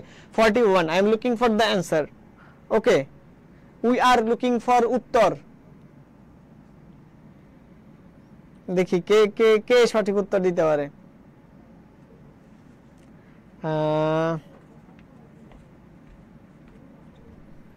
41-এ সবার আগে উত্তর দিছে তনু, তারপরে রিয়া, তারপরে হচ্ছে মহিমা আক্তার। সঠিক উত্তর হবে এখানে ফ্লোরিন। ফ্লোরিনের তড়িৎ ঋণাত্মকতা হচ্ছে 4 পাউলিং স্কেল অনুযায়ী। ফ্লোরিনের তড়িৎ ঋণাত্মকতা হচ্ছে 4। তাহলে এই সঠিক উত্তর অনেকেই দিয়ে ফেলছে। এরপরে আরো সঠিক উত্তর দিছে প্রান্ত, তৈবা, রেশমি আক্তার, আরিয়া, ফ্রিন, নির্ঝর, তামান্না, তারপর হচ্ছে নাদিয়া, নাবিলা। ওকে, সো এরপরের কোশ্চেন হচ্ছে 42 নাম্বার, যে পি ব্লকে মৌলের সংখ্যা কতটা। এখানে পি ব্লক আমি দিছি মানে যে পি ব্লক পড়তে হবে এটা না, তোমরা এস ব্লকে কয়টা আছে, পি ব্লকে কয়টা আছে, ডি ব্লকে কয়টা আছে, এফ ব্লকে কয়টা আছে সবগুলো পড়বা। ঠিক আছে, তো দেখো এখানে পি ব্লকে মৌলের সংখ্যা হইতেছে 36টা, এটা হচ্ছে আমাদের এখানে কারেক্ট অ্যানসার।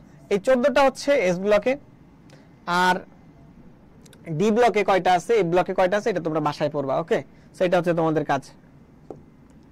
আমি নেক্সট স্লাইডে চলে যাই। নেক্সট স্লাইডের কোশ্চেন দেখি, নিচের কোনটি শিল্পে বিরঞ্জক হিসেবে ব্যবহার করে। বিরঞ্জক মানে কি দেখি, এটা তোমরা আমাকে অপশনে জানাও, আমি একটু বিরঞ্জক কি জিনিস এটা বলি। বিরঞ্জক হচ্ছে কোনো কিছুকে ব্লিচ করতে যেই জিনিস ব্যবহার করা হয় তাকে বলা হয় ব্লিচিং এজেন্ট বা বিরঞ্জক, মানে এটা দিলে কালার চলে যায়। ঠিক আছে, সো দেখি এটা সঠিক উত্তর কে দেয় সবার আগে।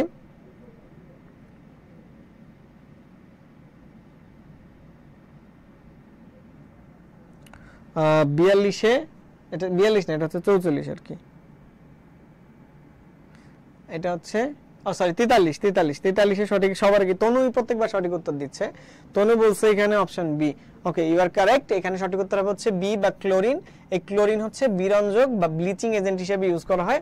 যেমন তোমরা একটা ফেমাস ব্লিচিং এজেন্টের নাম তো জানো, যে ক্যালসিয়াম ক্লোরো হাইপোক্লোরাইড CaOClCl, যেটাকে আমরা বলি ব্লিচিং পাউডার। এটার থেকে কিন্তু এরকম ক্লোরিন তৈরি হয় যেটা আসল বিরঞ্জন বা ব্লিচিং এর কাজটা করে।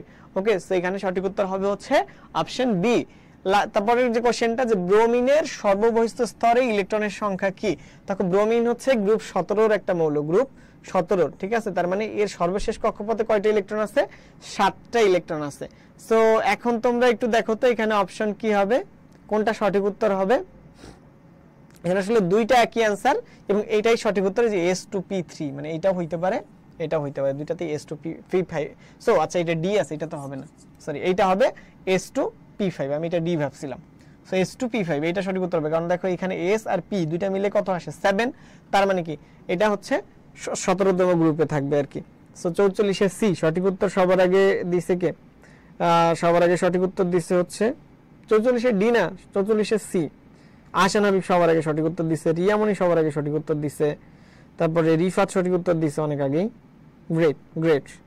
ওকে, সো আমরা নেক্সট কোশ্চেনে চলে যাই। পরবর্তী কোশ্চেনে কি বলছে, যে নিচের কোনটা অধাতু নয়। ঠিক আছে, নিচের কোনটা অধাতু নয়। অধাতু নয় মানে কি, অধাতু নয় মানে হচ্ছে জিনিসটা ধাতু, মানে এইগুলার মধ্যে কোনটা ধাতু, এগুলার মধ্যে কোনটা ধাতু। 45-এ বলো দেখি এগুলার মধ্যে কোনটা ধাতু,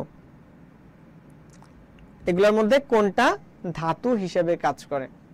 দেখো, সো আমরা একটু একটু করে আসি। জার্মেনিয়াম এটা একটা অর্ধধাতু বা অধাতু হিসেবে কাজ করে, আর সিলিকন এটা একটা অর্ধধাতু হিসেবে কাজ করে, আর্সেনিক একটা অর্ধধাতু হিসেবে কাজ করে, সরি আর্সেনিক পুরোপুরি অধাতু হিসেবে কাজ করে, আর এখানে যেটা আছে রুবিডিয়াম, সেই রুবিডিয়াম কিন্তু হচ্ছে একটা ধাতু। ঠিক আছে,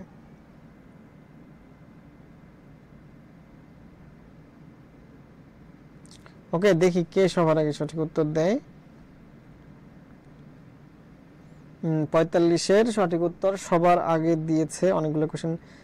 তামান্না তাসনিম, ওকে গ্রেট। তারপরে রিয়ামণি, তারপরে মুনা, তারপরে নির্ঝর এন্ড দেন সবাই সঠিক উত্তর দিচ্ছে।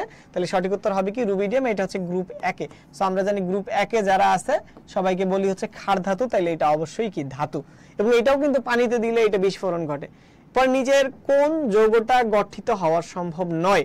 দেখি এইটা সঠিক উত্তর কে সবার আগে দিতে পারে। এই কোশ্চেনটা কিন্তু তোমরা ইন্টারমিডিয়েটে সবাই পড়ে আসছো যে PCl5 তৈরি হইতে পারলেও NCl5 তৈরি হইতে পারে না। কেন তৈরি হইতে পারে না? কারণ নাইট্রোজেন পরমাণুর মধ্যে 5টা বিজোড় ইলেকট্রন কখনোই তৈরি করা সম্ভব হয় না, এই জন্য NCl5 তৈরি হওয়া সম্ভব না। তাহলে সঠিক উত্তর কি হবে? Option B. তাহলে কি সঠিক উত্তর হবে এখানে? Option B. দেখি 46-এ সবার আগে সঠিক উত্তর কে দিছে। এখানে একটু নেটওয়ার্কের প্রবলেম করতেছে।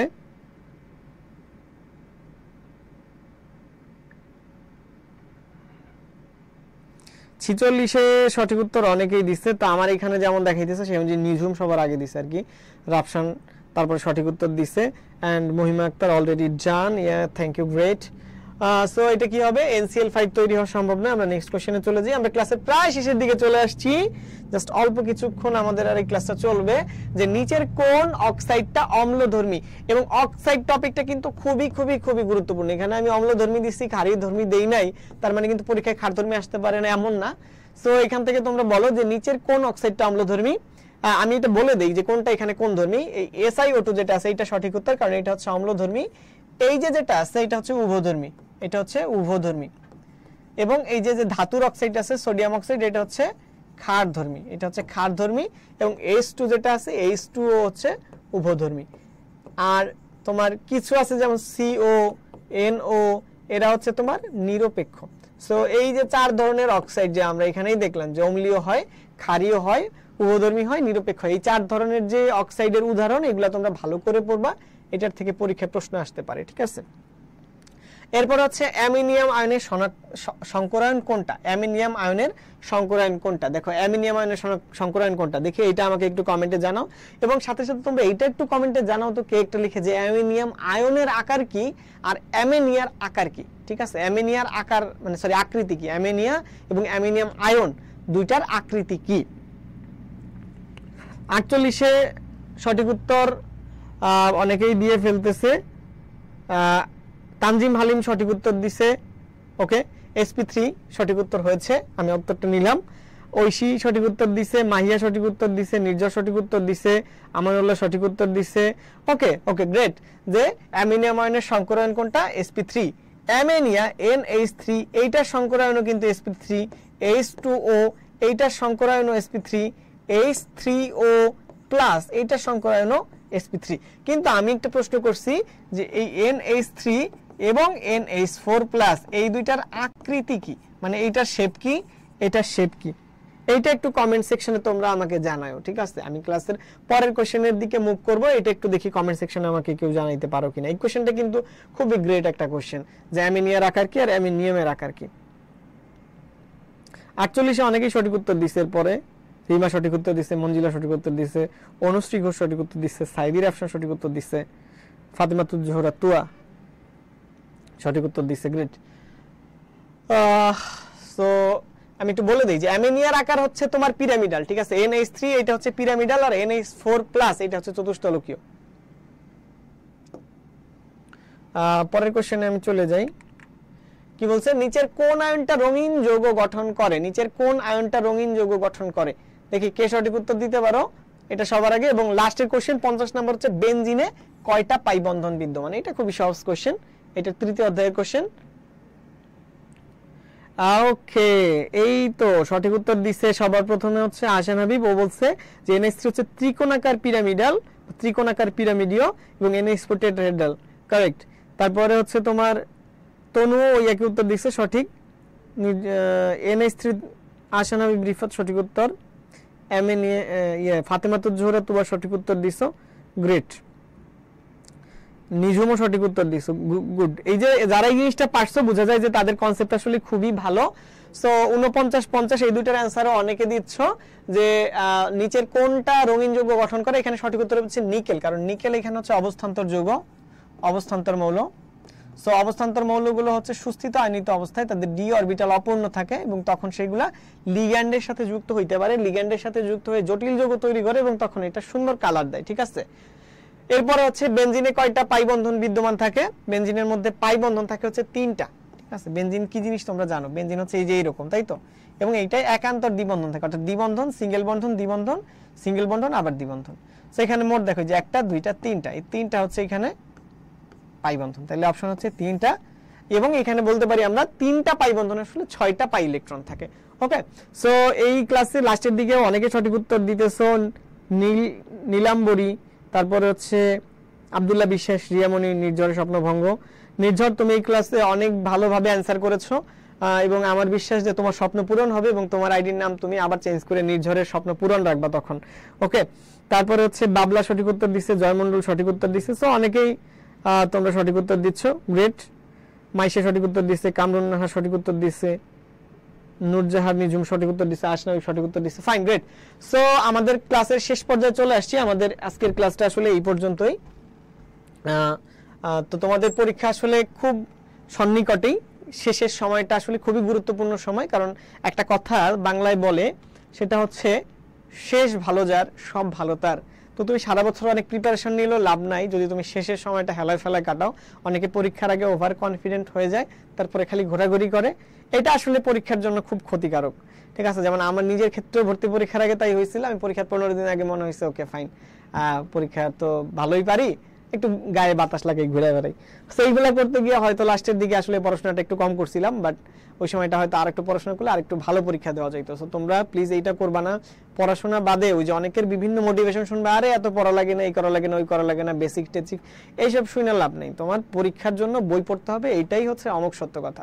ঠিক আছে, সো এই কয়েকটা দিন একটু ভালোভাবে পড়ো, সৃষ্টিকর্তায় বিশ্বাস রাখো, আর মন থেকে তোমাকে চাইতে হবে। তুমি কোনো কিছু করতে চাইলে তোমার ইন্টেনশনটা, হ্যাঁ, তোমার নিয়তটা আসলে খুব স্ট্রং হইতে হবে। এই জিনিসটা ভালো রাখবা, তাইলেই দেখবা জীবনে সাফল্য অবশ্যই আসবে। জয়কলি পাবলিকেশনসের পক্ষ থেকে তোমাদের জন্য অনেক অনেক শুভকামনা।